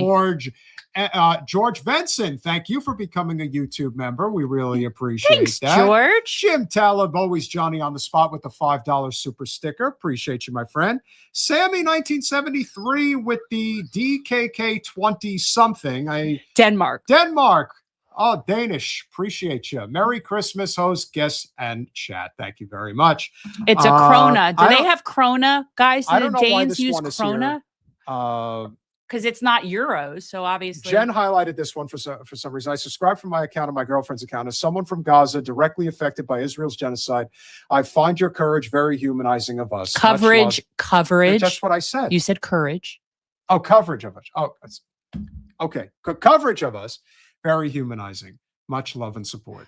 Yes, that's our Aspas. goal. Yes. That's our goal. Very much so. And we're here for you, my friend. Sending our best. Libertarian Social Democrat, member for 2 months. Europe is cautious about ingredients, but they don't have this anti-vax and an anti-modern medicine culture like we have here, using religion as an excuse. That is true, 100%. Libertarian Social Democrat with a $1.99. Anti-vax are okay with TRT and shady supplements. Those guys that like peddle seeds and stuff like that, like growth seeds. There's always somebody trying to make money off of something, my friend. That's how it goes. Carson Cruz, thank you for checking in with the $10. Anthony, thank you for your service to humanity. We thank him as well. Guilbeau 44 with the $4.99. Great panel. As evil as U.S. foreign policy is, it is comforting to know there are moral people doing real journalism. Thank you. We do appreciate that, and we are trying. And, you know, our best. and I'm glad that everybody got to see tonight that the diversity You know what I mean? Like we had a really well-rounded group in terms of the political spectrum. Yeah, we did. As guests, and we generally do. And there's a lot of stuff we're not going to agree on. I believe in the 21st century economic bill of rights. I believe that the purpose of having a society and a civilization is for us to have those things. Otherwise, why have that? We're going to get single payer. It's going to happen. And yeah, but People I mean, like, I believe that we're entitled to education. I believe we're entitled to housing. I believe that we're entitled to education. I believe that we're entitled to a living wage. So, you know, I just come from this as a very different perspective. Libertarian Social Democrat with the 199. People should know Albanian Muslims saved Jewish people. Yeah. Muslims all over have been saving Jewish people. Libertarian Social Democrat with the 199. Bosnia, Kosovo, Albania are Europe's Muslim nations. Agreed. And last but certainly not least, Saeed with the 50 Revolutionary Change membership. That's my man Mohi. And leave it to a Muslim to bring in the Christmas cheer better than anybody else. That baby. Smash that like button, share, subscribe, do all those things that we ask you to do. What do we have coming up on Christmas, Peter? We will be speaking apparently with Noreen Kaswani. I believe that's how you say her name. Okay. So guys, Christmas night and all through the house, not a creature was stirring, not even a mouse, except revolutionary change on Christmas night. And, well, I mean, what's a Jew to do? I'll join in. Smash that like button, share, subscribe, do all those things we ask you to do. We love you all. We appreciate you all. It was a wonderful solstice and free Palestine. Good night, guys.